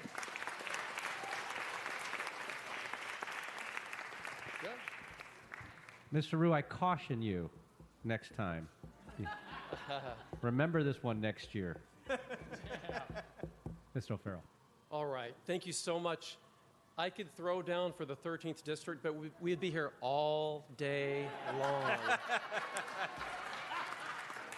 So I won't, but I will highlight the great work of my team to pull this day together, led by William Ayala,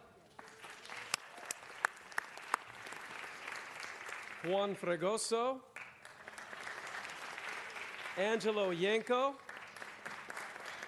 Tony Aranaga, and Mr. David Hiron. So today we celebrate Arts Day LA 2018. Congratulations.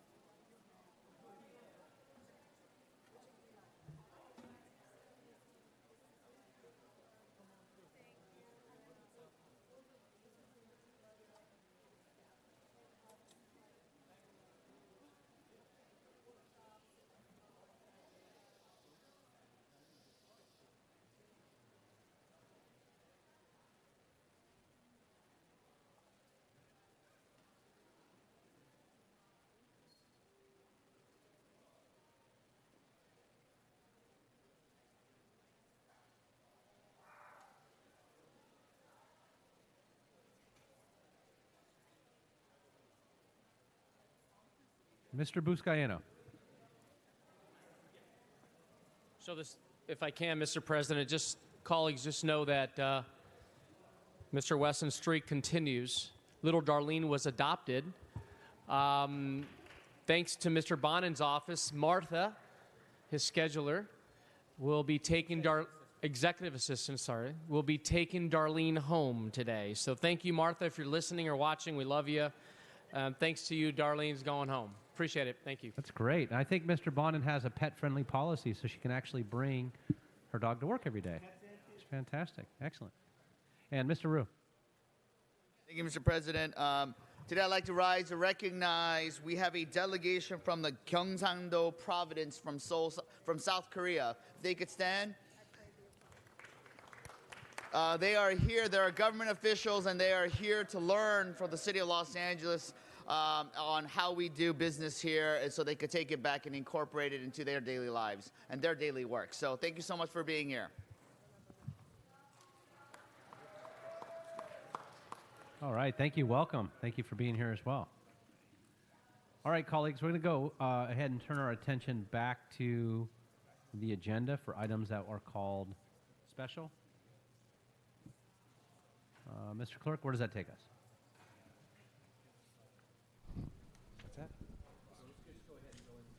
Mr. President, would you like to, we could either go to general public comment or recess the regular meeting and go into the special. Let's go ahead and go into, we have multiple comment cards on the special. So we'll go ahead. Yes, sir. Okay, we'll go ahead and recess the meeting and go into the special. Very good, sir. Blumenfield, Bonner, Buscaino, Cedillo, Engler, Harris, Sasson, Weezer, Carrasco, Crane, Martinez, O'Farrell, Price, Rodriguez, Rue, Wesson, 11 members present. Mr. President, in the special agenda, items 15 through 17 are items for which public hearings have not been held. 10 votes are required for consideration. Okay, we'll go ahead and open the roll for consideration.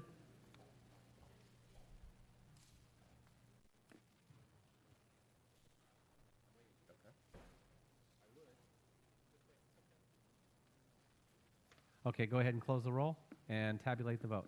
11 ayes. Okay, thank you very much. All right, with that, we've got multiple speaker cards on these items. We'll go ahead and take Herman first. I'm going to remind the speakers, if you yell out, disrupt this meeting, you're going to be, there won't be any warnings. You all know the rules already, so you'll be asked to leave. So please keep your comments relevant to the subject matter.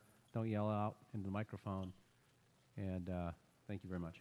And Mr. President, for clarification, there's been an amending motion 17A circulated and before council as well. Great. Okay. Thank you very much. And okay. So with great deficiencies in our democracy of LA, if a certain department has an unanticipated increase in its cost, it may incur costs in excess of the funding, such as affordable housing. And what district? Apparently, District 7 has affordable housing. Apparently not. And why do I speak this way? Because you heard the mayor's state of address. We're going to put more shelters for the homeless. $1.2 billion, and all we can support HHH is affordable housing for more shelters? Now, I demand that the federal government investigate fraud, abuse, and waste in my allegations against the city of Los Angeles for appropriated loss in Financial Budget Act of deficiencies. And these appropriations are based on my legislation, Herman the Brown Act 54950 to 54963, ETSEQ, City Attorney Mr. Keebler. In regards to another situation, Mr. City Attorney Mr. Keebler, we're dealing with CD8, as you saw, Mr. Dawson, Mr. Ben Carson Dawson, dealing with South Vermont Avenue. Here we're asking that designees submit and report that has not anticipated a deficit. Now, these deficiencies in the deficit deal with the city attorney to prepare and present a development and disposition agreement on behalf of we, the public. I, you, us, the constituents, the legislative body that fully engages and controls this body for effectuate the city sales of our property to any buyer, such as the scumbag developers that have snuffed out our city with development. Goes back to affordable housing, snuffed out realistic monies that belong to you, the people of Los Angeles, us, the Angelinos, as Mr. Krikorian will suggest and say regarding the budget. So there's a no win but lose situation in these increase and costs, which created a deficiency and a bad faith of city business. Thank you.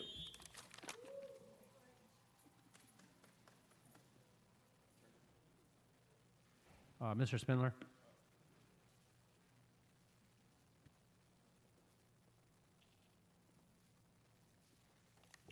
All right, go ahead.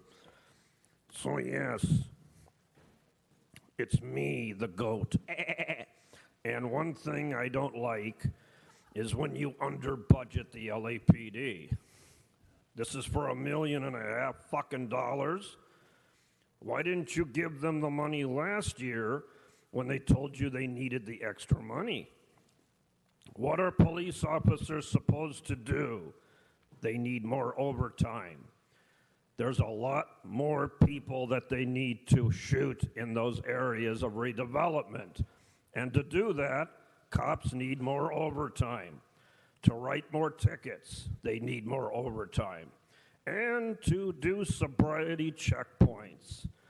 Sobriety checkpoints are my favorite, especially when they caught Mr. Wesson's son drunk driving.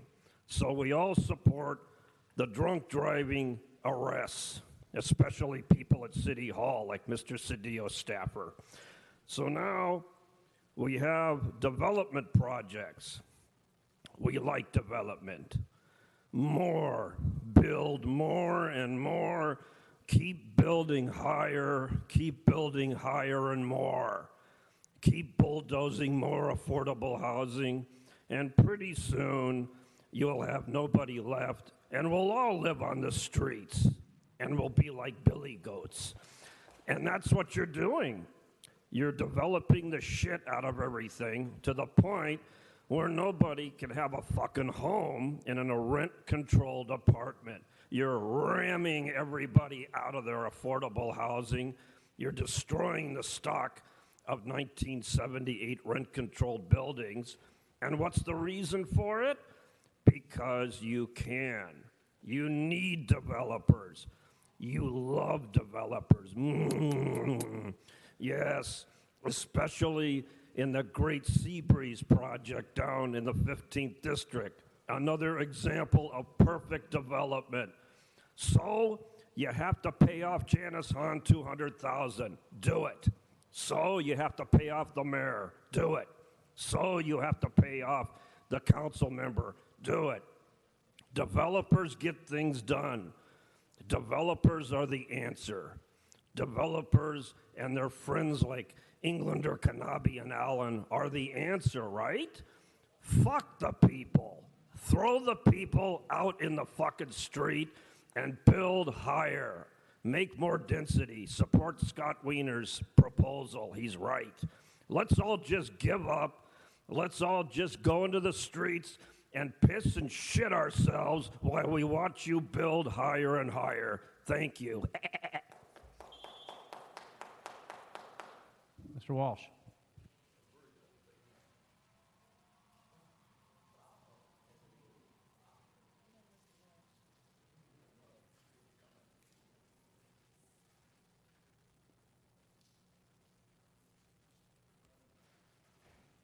Special meeting, HollywoodHighlands.org, J. Walsh Confidential. Look, we have The LAPD is a joke. $1.5 million here, $1.5 million there. You misestimated them by $1.5 million. There is every dime that the LA police want. You will shove up their ass. And that's why the LAPD is a joke. The head of the LAPD is jumping ship. Everything's out of control in this city. And what is the LA Times doing? They're getting their ass down to El Segundo. This whole neighborhood, this downtown, it's shit, and it's finished.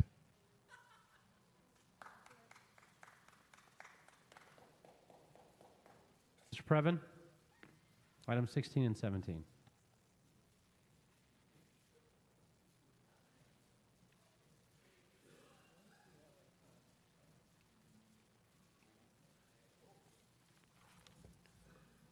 Thank you. These comments may be critical and are therefore protected by the Constitution, so ease off. Number one, 16.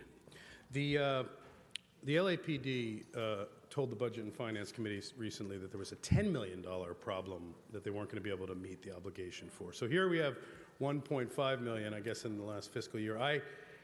I'm not sure, exactly what's going on, but approximately 55 sworn personnel have filed for retirement or are retiring earlier than their mandatory drop exit date. Now, drop, for those who, it's in the item, Mr. Falble, could read Jack Dolan's article, has been very upsetting for ordinary Angelenos because it's a kind of a double-dipping component that makes people wince, because though we do want cops on the street, we don't want them gagging on excess money, Mr. Buscaino, as I know you don't either.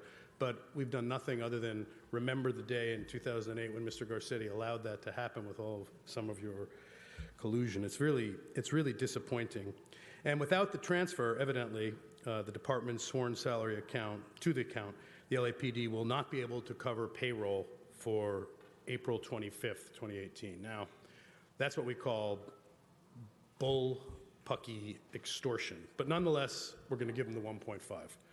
So there's a measure of gratitude. What I suggested was CARP. CARP is something they do over at LASD. It's not a morale booster, but what it does is it takes the upper level folks who are not rank and file deputies who eat up the patrol time, go out and do the job that they used to do when they were younger and fitter, and then the overtime for the regular folks can be reduced and the sworn overtime number goes down.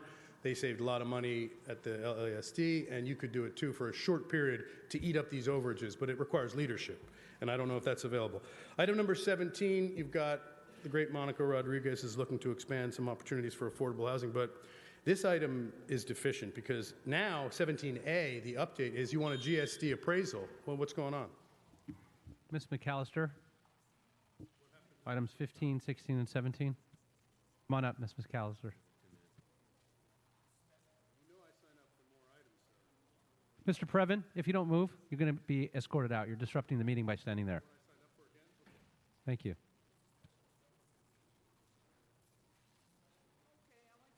Item 1, I wanted that 250% penalty fee taken down. I've seen Ms. McAllister, I'm sorry. We're on the special, so it's items 15, 16, and 17. Oh, okay, excuse me. Sure. Okay, 15, okay, let me grab that. Okay, 15 is about the police, right? Okay. Well, I saw the budget for 2017, 2018. The police budget was over $1 billion, B with a B, okay? Those were in salaries.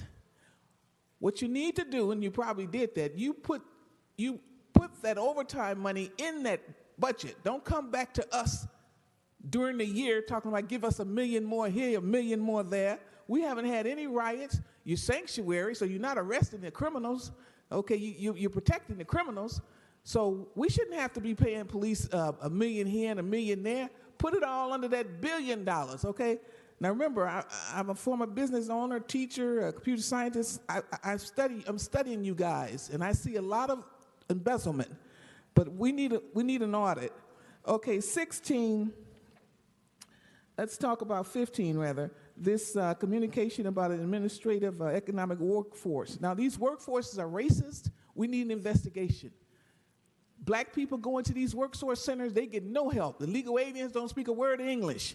They get everything. Okay, we need an investigation of the work source centers, and we need it now. Now, what else can I talk about? 14, 15, what else? Do I get a public comment in there? 17. Okay, I'm still on special. Okay, let's talk a little bit more about accountability here. Now, I like the police. We need them. But I don't think you should use for my investigation, I found 2 avenues where I think you're swindling money. In the police and the city attorney's office. Those 2 areas, billions are being stolen. That's my opinion now. Because I've been going through these every week, seeing you transferring money here, give me $1 million there, give me $1 million here. This guy is asking for money to clean up his ward. All that money it's already there in your budget. Okay, so I'm seeing a lot of, I say theft. That's what I say. And we need the federal government to come in here and do an investigation. Now, also, I'm being denied information from the this department that keeps track of all of the development of the city planning department. They come in here, turn the mic down, they don't tell us what the city's plan is for anything. What plans do you have for the police department? What plans do you have for the housing? Nothing. And they give nothing in writing. All of their reports are oral. I went up to their office on the 5th floor. They refused to give me anything in writing, and that's illegal. I've gone to Chicago and gotten lots of stuff in writing about the planning of that city. So we're going to have to file some lawsuits. We need some lawyers to come up in here. Don't be afraid of these city attorneys. We got about 500. We're going to, when I get in here and get in the mayor's office, we're going to reduce that to 50 attorneys.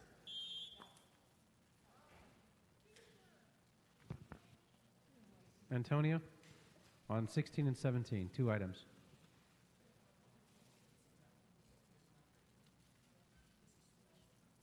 And again, I'm asking you, please, if you shout in the mic, it'll forfeit your time. Number 16.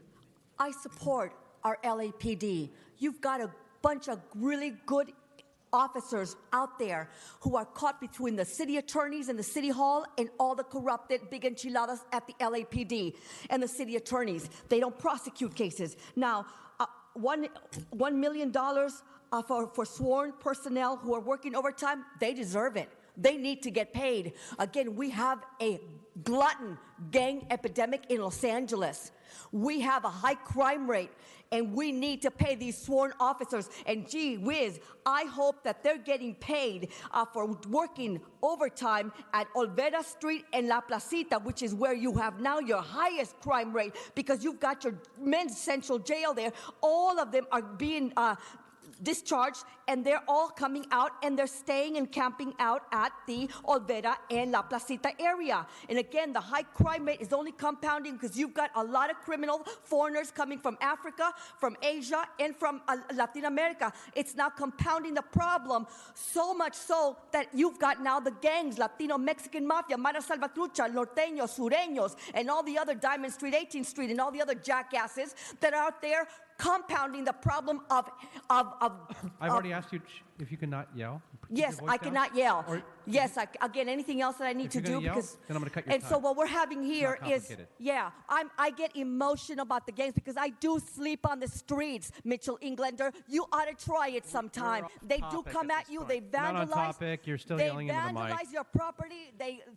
Theft is a daily occurrence, and this is what we go through, ladies and gentlemen. What we need to do is hire bring in the National Guard and do a financial audit on Los Angeles. Fire the mayor and fire the council members and start anew. Bring in a new breed of people who will, not the ACLU, fuck the ACLU. Bring in new people to run the city. All right, thank you very much. So your time is up. Okay, Sean Murphy on all 3 items. Mr. Herman, you're disrupting the meeting, so if you continue to do that, you're going to be removed. That's your final warning. Still on special? Yes, sir. 15, I support. 16, support.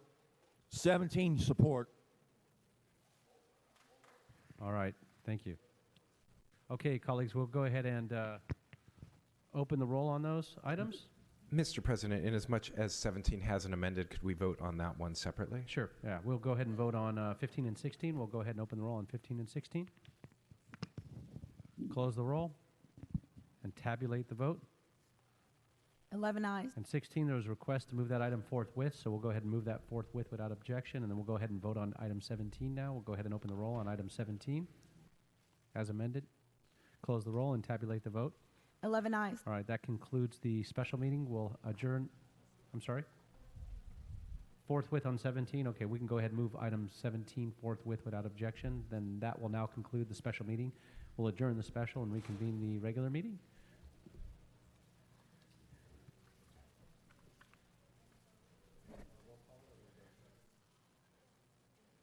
All right, so where does that take us? Which items? Mr. President, that leaves items 11, 12, 13, and 14 for council's consideration. Yes, sir. All cards on all items. Okay, then we'll go ahead and jump to public comment on those. Multiple cards. So, Mr. Herman?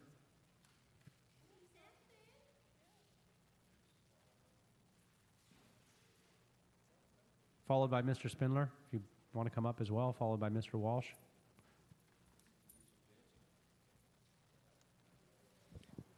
Yeah, it's 1, 2, and 11 through 14, and then 1 minute for general public comment. Yeah. So we're talking about the liens, ladies and gentlemen. We're talking about a department called Building and Safety that has continued to deny people the right to live in their homes because of interest. What do I mean by that?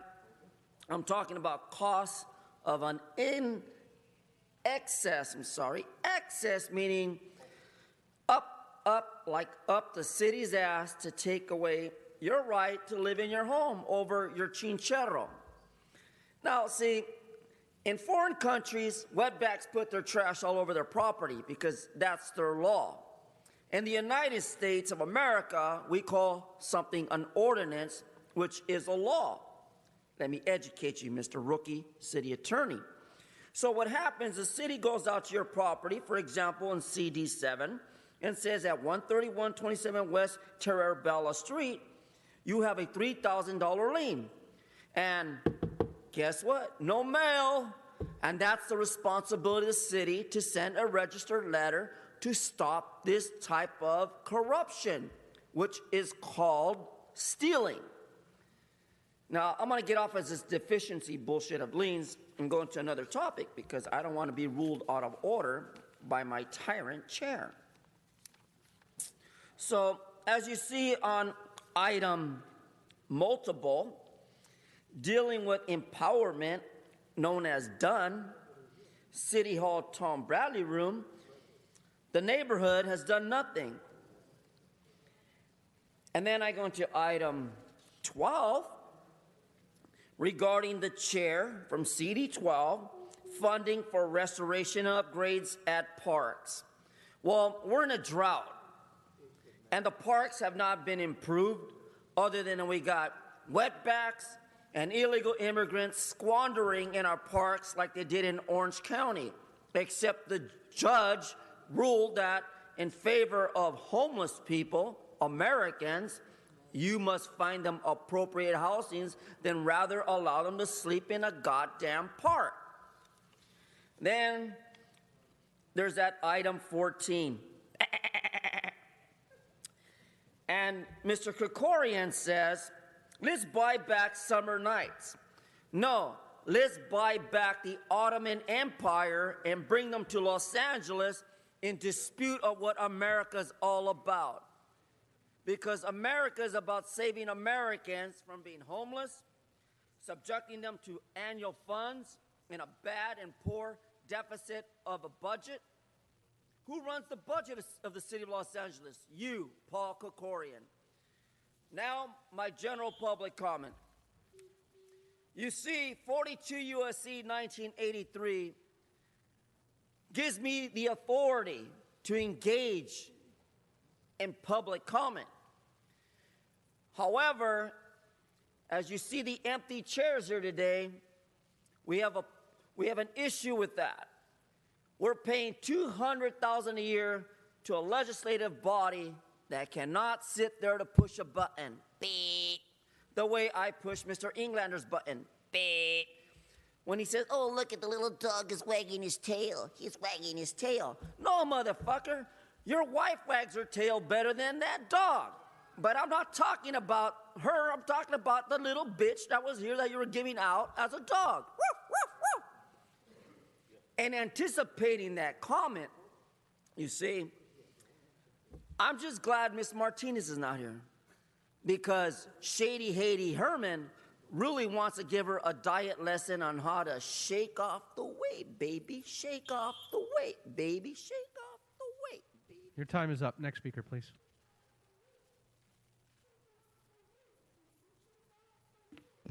Mr. Herman, we'll see you. Have a good weekend. You continue to disrupt as you're walking away, and I've given you multiple warnings at this meeting.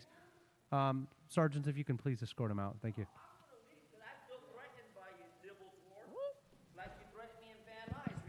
Wayne, you can go ahead. Start his clock. Thank you. Well, I can't. I got to. Remember when you walked up to me and told me to be quiet or else? That's a threat. And I'm an American citizen, and I refuse to get on my knees. So now that he's done disrupting the meeting, your clock has already started, Mr. Spindler.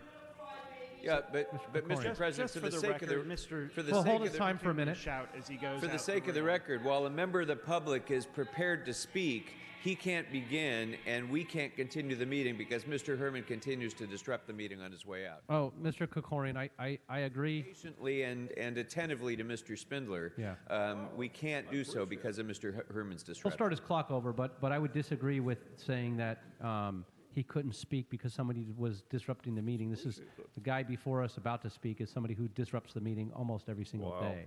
So, Mr. Spindler, go ahead and start his clock. I appreciate that. Okay, so we're on to item number 1. Good news, good news. Nothing in CD2. Good news, nothing in CD6. But we have a couple in CD number 9. To the Ambassador Current Price, we would ask today that he waive the liens on F and he waive the lien on G to be synonymous, to be in harmony with our Nigerian brothers and sisters, yes. Now, number 2, I'm against that. I know Mr. Murphy's against it. We've talked about it. The annual weed abatement program. Marijuana has to be legal. We cannot stop banning weed. Using weed is a good thing. Using weed helps people with medical conditions. Why is the city banning weed when we are legalizing the commercial use of weed? Please put a no on item number 2 and send it back to the city attorney. We must not contradict public policy. The voters have voted for weed, and you're trying to abate it. Stop it. Now we get to CD 12 on item 11. We are doing things to remove shit off the streets in CD 12. Sanitation, getting rid of shit off the streets of the Council District 12 is absolutely essential public policy. They are urinating in Chatsworth and Northridge and all of these areas in the streets, defecating on people's lawns. Just go out to the 12th district and you'll see the insanity. So that's why Mitchell Englander needs $51,000 right now to remove all of the fecal material out of his district on all the main boulevards, Chatsworth Boulevard, Nordhoff Boulevard, Tampa, and over there by the park. Good job. Now, we are restoring parks again in the 12th district. Yes, we are removing the shit out of the parks in the 12th district. There's more shit. Just like in 11, there's shit. We're removing the shit out of the 12th district. Good job. And then we have the gun buyback program. I gave you people my guns, and I never got my Target card. Why didn't I get my Target card? Herb Wesson and Hugo Rossiter owe me my Target card because I turned in my guns. It's true that I did it at gunpoint. Target, give me my Target cards for my guns, you motherfucking corporate cocksuckers. Now we get to the 1 minute. Look who we have in the middle. the city clerk. Why was he involved in illegally arresting me May 13, 2016 in City Hall, using his city phone, communicating with the detectives to have me illegally arrested? Why? Why do you do that? Why does the city clerk assisting in somebody's illegal arrest? And I name him as a DOE defendant. I tell the city attorney, please settle the case. I don't want to name Mr. Aletto as a defendant. His name is Doe. His name is John Doe. I don't want to name him in a federal lawsuit and go after him for personal liability. Please settle my federal lawsuit. I don't want to name the person on March 30th that called 911 and nearly got me shot. Please save your city family. Let's all keep it within the family.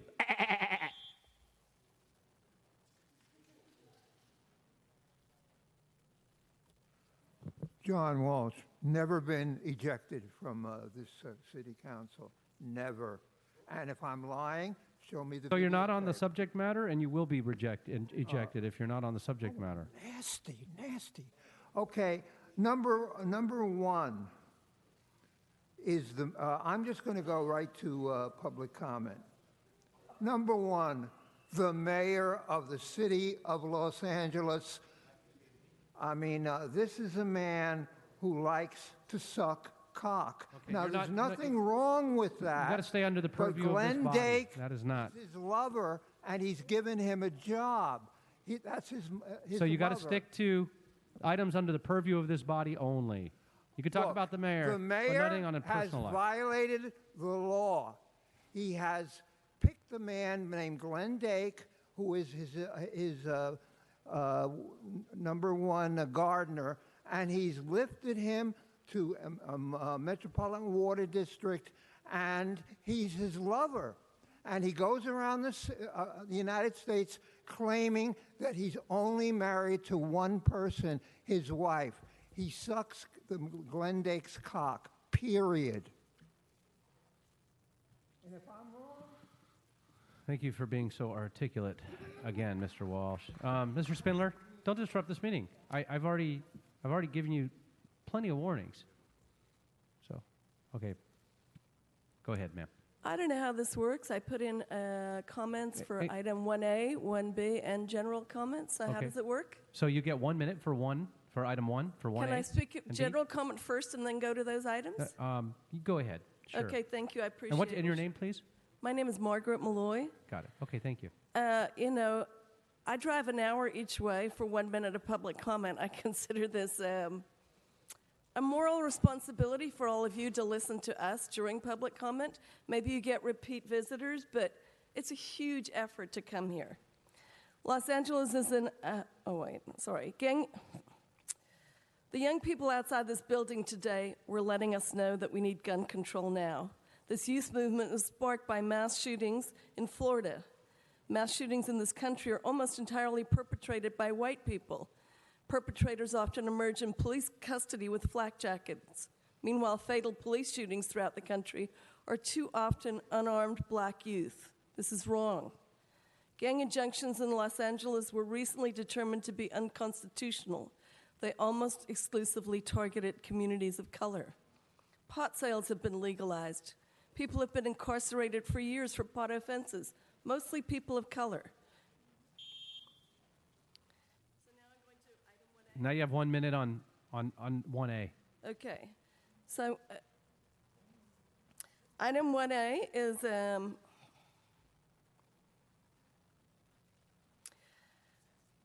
lien on a property, substandard due to illegal occupancy. But you all voted to take money from short-term rentals, which are illegal. So right here you have probably a minority homeowner creating an additional unit illegally in a garage, and now you're going to penalize them. I think we're waiting for a class action lawsuit for discriminatory policing and enforcement policies in this city, throughout this city. So now you're losing 2 homes, and we have a crisis, but you're taking money on illegal short-term rentals. Makes no sense. Unless you're white and rich and supporting politicians. Item 1B. 1B was already. No, that was 1A. Yeah. And that concludes your time. And so 1B is no longer on the agenda. So you spoke to 1A, and that was for 1 minute. So thank you very much. Mr. Previn, you're up next.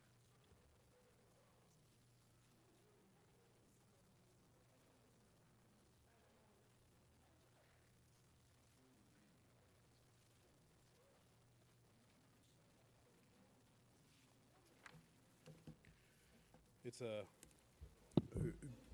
good morning. It's Eric Previn from CD2, and item 1 is your traditional lien item, and one of them is for a spot on Long Beach Boulevard with, I got to tell you, it looks like an empty lot with graffiti. So this must be an older billing, and yet Mr. Price is going after him fairly hard. Another one is up on Laurelmont. This is a very interesting item. Here you have, Mr. Kretz, you might want to tune in for this. The Chabad House has a ownership stake in the residence up there, and they want to have, or apparently they've been having people over, and the neighbors obviously are upset in some way. If you Google, it might be because they have a lot of people coming over and there's cars on the street you could sort of see. But the language by Building and Safety refers to an occupation. And I must tell you, this is bad. This is very bad. This looks very bad. And, you know, people of various faiths, I'm not speaking up for any faith or the other. I know that Mr. Kretz and Mr. Garcetti traditionally do the horror on the deck with the Chabad House during the holiday time, but this requires some careful study, because I think you have a First Amendment issue there, Mr. Falk, but I know you know what the First Amendment is because you violate it regularly. Item number 3 would be, as the other speakers said, converting a garage in a homeless crisis. You don't need to interrupt. I'm on to item number 3. You do not need to interrupt, sir. I appreciate your time. Thank you. Do not need to interrupt. A habitable space. We have voted on item 3. You're off topic. I'm not off topic. I didn't say item 3. I said the third lien item. Well, I may have said item 3, but I don't mean item 3. I will be happy to speak on item 3, but give me 10 seconds back, because you shouldn't do that. Okay? Numbers are numbers. They're protected. Okay? It's a habitable space in a garage, and it's a tiny house with lots of parking, and I looked at it and it's a bad idea. It's a bad idea to make it. The person may have taken it down already. We're going after them for thousands of dollars. Those folks can't necessarily afford it. Item 11 is $51,000 from Englander into the sanitation business out in his area. Let's not forget that he's got waste management up in his office, and yet at the same time has been a leading critic of, can we throw out Recycle LA? Talk about hypocrisy. Just put your little hats on for the bolt of lightning that's coming.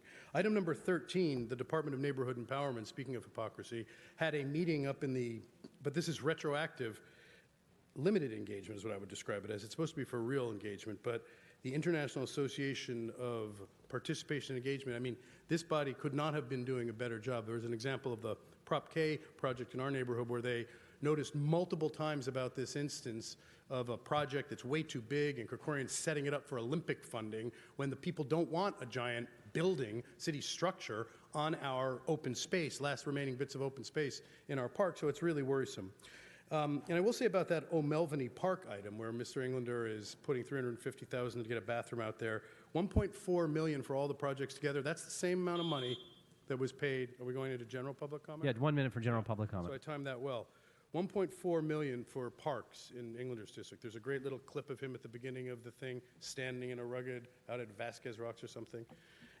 You know, $1.3 million into parks. What can you say wrong about that? Nothing. $1.4 million was spent with a firm called Myers Nave law firm, and $675,000 was spent on the roadie, the guy who sued the city.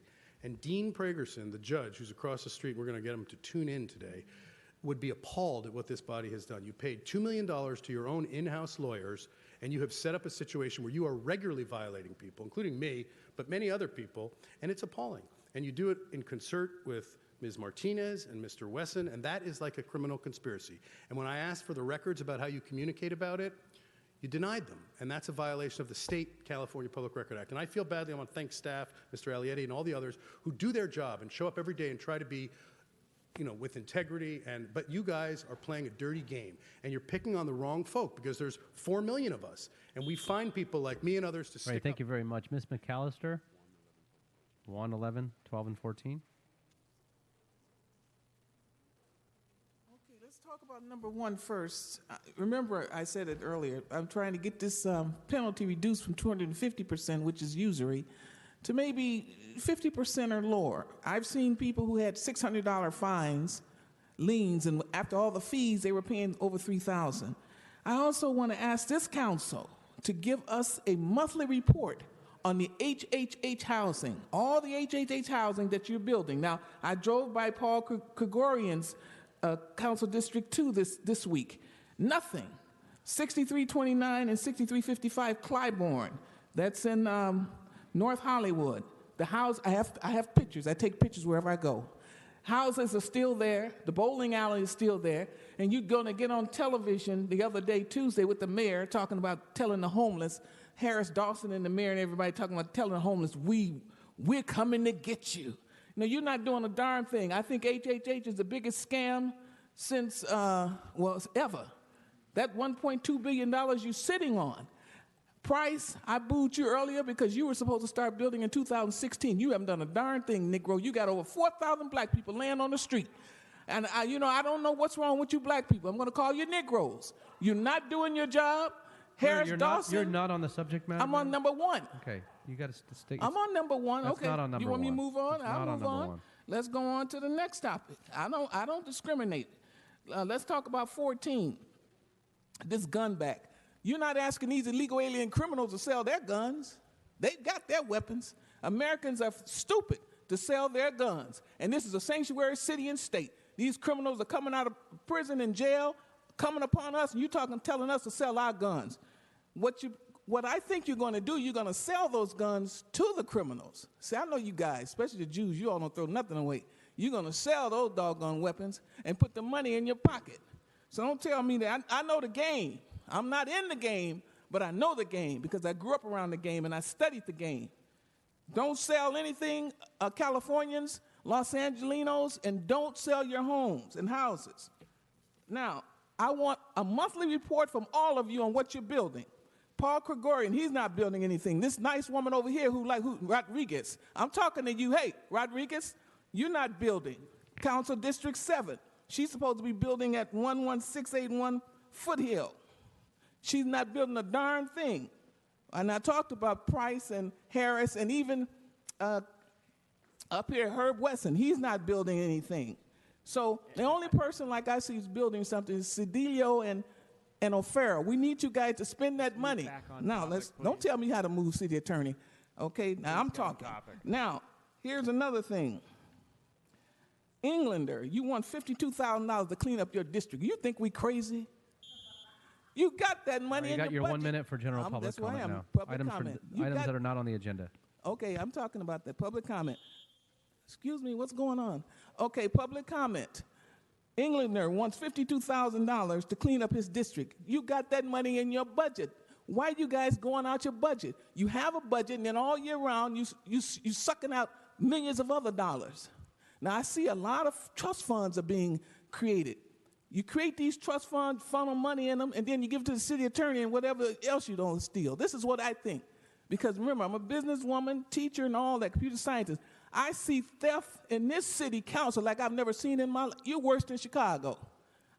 This is what I think. There's a lot of finagling going on here, and you're not building that housing.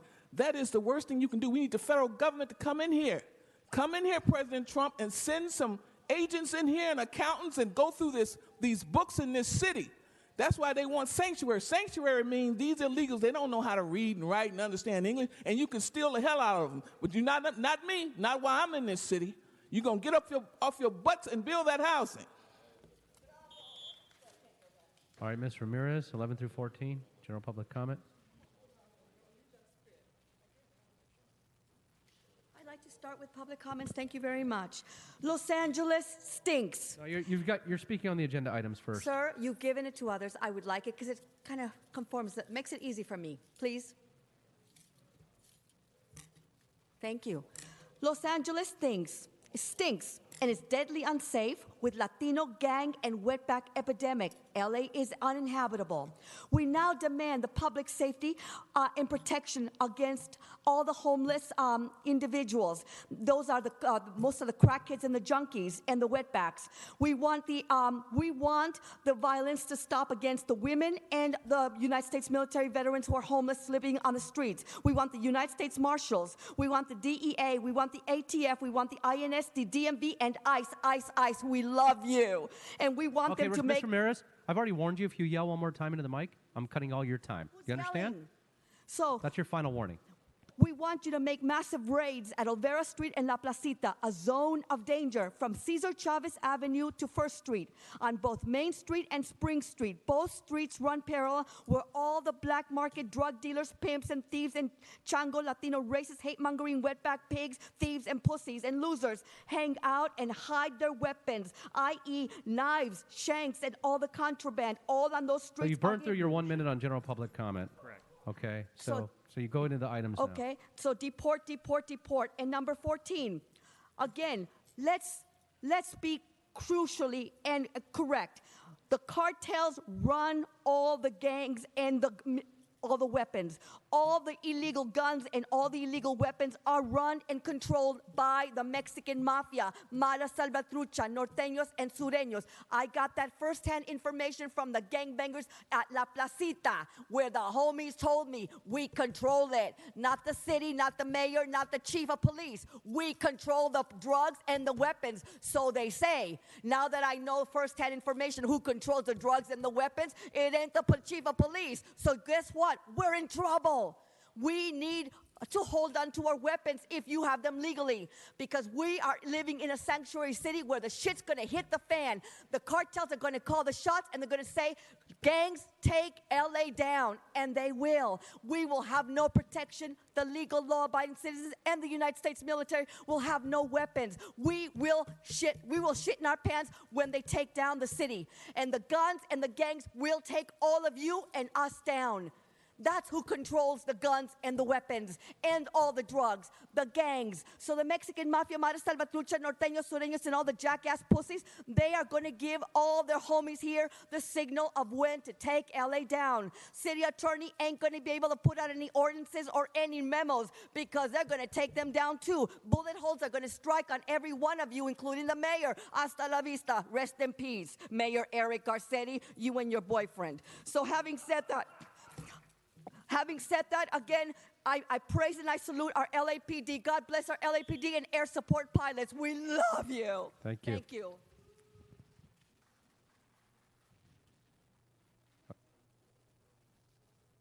Jacqueline Richardson for 1 minute for general public comment. Did she? Great. Thank you.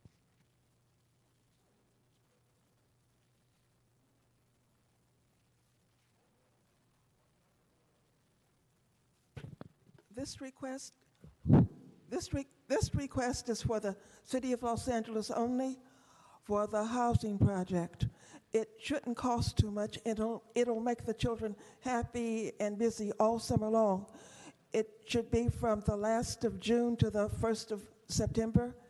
It involves getting snacks for them and arts and crafts for the end of June and the 1st of September, arts and crafts for the children, only in the City of Los Angeles and in the housing project. They should be content and happy all summer long with this request. The cost should run about $15,000 to $20,000 for the whole summer. Thank you.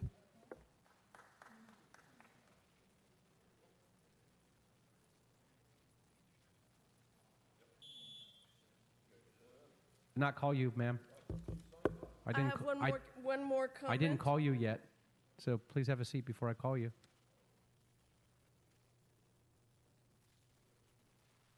Dawson? Is Dawson still here? No? Okay. Mr. Robinson? No longer here? Oh, he's in the back.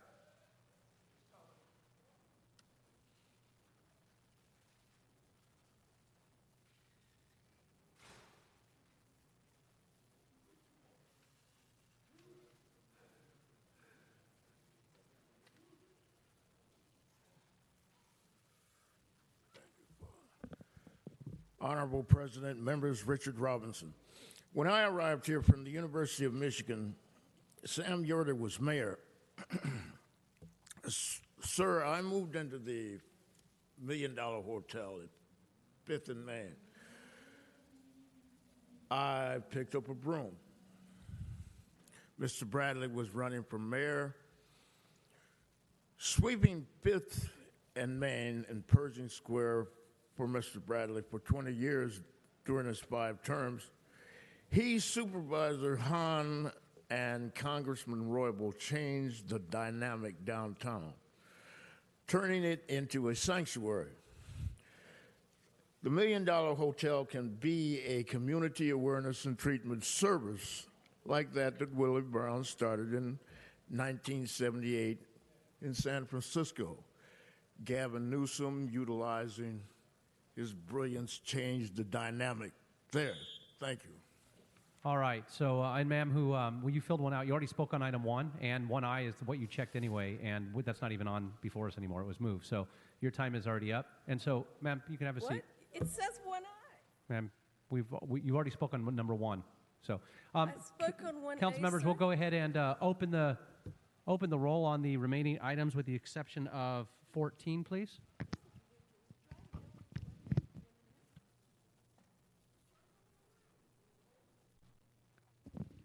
We'll close the roll and tabulate the vote.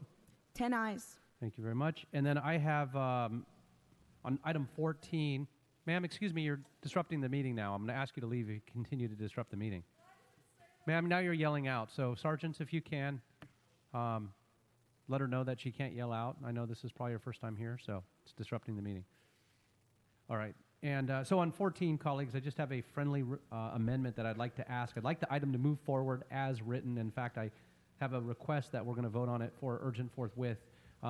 So the friendly amendment is that we also ask LAPD to report back to the Public Safety Committee on the progress thus far, how many guns have been, the Buyback Program, how many different areas throughout the city has it been done in, what's been the outreach like, and if they can give us a comprehensive report back to Public Safety Committee. That would be my friendly amendment, but it does not hold up anything else in this motion. Great, excellent, thank you very much. So colleagues, with that, we'll go ahead and vote on 14 as amended. We'll go ahead and open the roll, close the roll, and tabulate the vote. 10 ayes. It requires a second vote for urgent forthwith. We'll go ahead and open the roll, close the roll, and tabulate the vote. 10 ayes. That's approved. And Mr. President, pardon me, for item 2, that ordinance will go over 1 week to next Friday. Item 2 has the ordinance, sir. Okay. Very well. That's April 27. All right, with that, we'll go ahead and any announcements, colleagues? Mr. Krikorian. President, I just thought that it was worth noting that we all heard the voices of young people outside of City Hall earlier. These were the voices of young people who were standing up on the 19th anniversary of the Columbine Massacre to once again demand common sense regulations and other ways to address gun violence. And I was just noting in the Washington Post, which keeps a database, that in the 19 years since Columbine, 208,000 students at over 200 schools have been impacted by gun violence, either killed, wounded, or witnessed gun violence. 131 children, teachers, and others have been killed in school shootings, and the most recent school shooting was this morning in Florida. You won't read about it because a student was only injured, so you won't read about it because that's far too commonplace to make the news. 85% of school shooters brought their guns from home or from the homes of friends or families, which again reinforces why it was so important for this council to enact safe storage laws. But I think it's also important to note that as much attention as school shootings get, in the 19 years since Columbine, 570,000 Americans have died from gun violence, more than World War II, World War I, and the Civil War combined since Columbine. So I just wanted to note that anniversary, Mr. President, and again, thank all of you for the leadership that this city has demonstrated in the continuing struggle against gun violence. Well, thank you very much. Appreciate that. Seeing no other announcements, we'll go ahead. We've got posting and referrals. We'll go ahead and post and refer It's crazy. those items. And do we have any adjourning motions? Looking to my right. Do you have one, Mr. Krikorian? Okay, if we can get everybody in council chambers to please rise for adjourning motions. Please rise for adjourning motions. Mr. Krikorian. Thank you very much, Mr. President. I'm saddened to announce and to ask that we adjourn this meeting of the Los Angeles City Council in memory of the mayor of our neighboring city of Burbank, the Honorable Will Rogers, who passed away after a courageous and very public struggle with cancer at the age of 60. Will was, as a youth, was an actor and a nationally known debater. He moved to Los Angeles in 1979 to pursue his acting career and also his backup career as a journalist. And his backup career kind of surpassed his acting career eventually, and he became a well-known columnist here in Los Angeles, in the Los Angeles area, for the Burbank Leader, for the Glendale News Press, and many other outlets.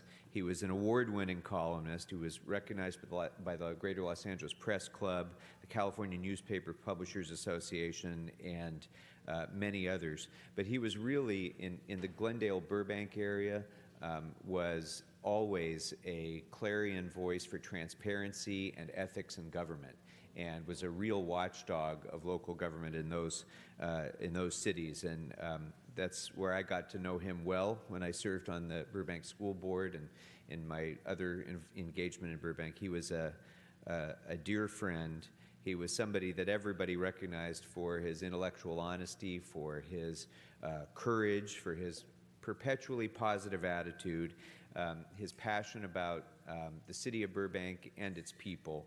And when he went on to become elected to the council member, to become a council member in Burbank, it was quite a reversal of roles, to go from being a constant critic of government to being a participant in government. But that was really what made him so effective as a member of the council, as well as he continued his constant struggle for transparency and ethics. He was elected mayor in May of last year, and served the city tremendously well in all of those capacities. He's survived by his wife Nancy and his children Sarah and Stephen. He left us far too soon, but he left a lasting mark on Southern California. May you rest in peace. Thank you. Colleagues, looking to see if we have any other adjourning motions. Seeing none, that concludes this meeting. We are officially adjourned. Have a great weekend and be safe.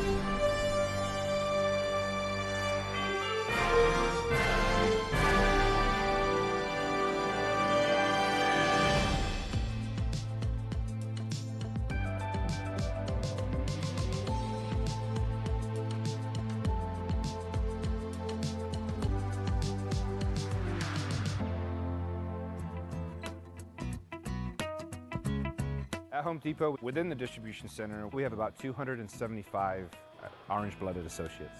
We bleed orange. Orange is our color for the Home Depot. We are actually the #1 do-it-yourself or DIY importer, and we are the #3 importer in the U.S. How we, the Stocking Distribution Center, fits within the supply chain is our merchandise primarily comes from overseas. It hits the port of LA. We go ahead and inbound that merchandise. For the most part, it goes into inventory, being that we are seasonal. We then process that product, we pick it, and then we load it up into the trailer destined for that store. So we're essentially kind of the hub in between our vendor as well as our stores. The Ontario, Miraloma, Fontana, Rialto area gives us close proximity to the port in terms of getting our freight on time. And then it also, from a density standpoint, puts us in a great position to service our market in California and then the surrounding states, Nevada, Arizona, Utah, New Mexico, and so forth. And spring is actually the heavy season for us. Coming out of winter, there are a lot of do-it-yourself projects, spring cleaning, people getting ready for the summer, barbecue grills, patio covers, air conditioners, fans getting ready for the summer heat. We have just under 3 million square feet in our campus. However, we still walk. It's important because we want that intimate interaction with our associates versus driving around on a golf cart or a bicycle. My first priority is to make sure that we've got the right team in place to service our 257 stores. Definitely like to spend time with my family. Once football comes around, it is a football household. Now on Monday, Thursday, Saturday, and Sunday nights. I enjoy mentoring, I enjoy teaching, I enjoy seeing people achieve their goals. At the Home Depot, while it's a warehouse, I actually get to do that on a daily basis. At the end of the day, I can't do it without my team. Having the right people on board is critical, and then just making sure that they clearly understand the expectations and then have the right training and resources to be able to be successful.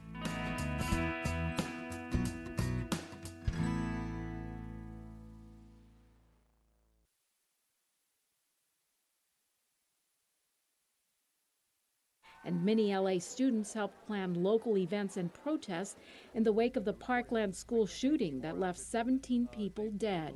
The March 14th event as a whole was against gun violence in the nation and ensuring students were safe in and on student or school campuses. And you helped lead that? I did. I was one of the 5 students who helped plan the entire event. And it was dear to my heart because I don't think students should go to school in fear of their lives being taken away from them. Now, Councilmember Mitch Englander has put on this leadership summit to make sure the students continue to develop their leadership skills and become a voice for change.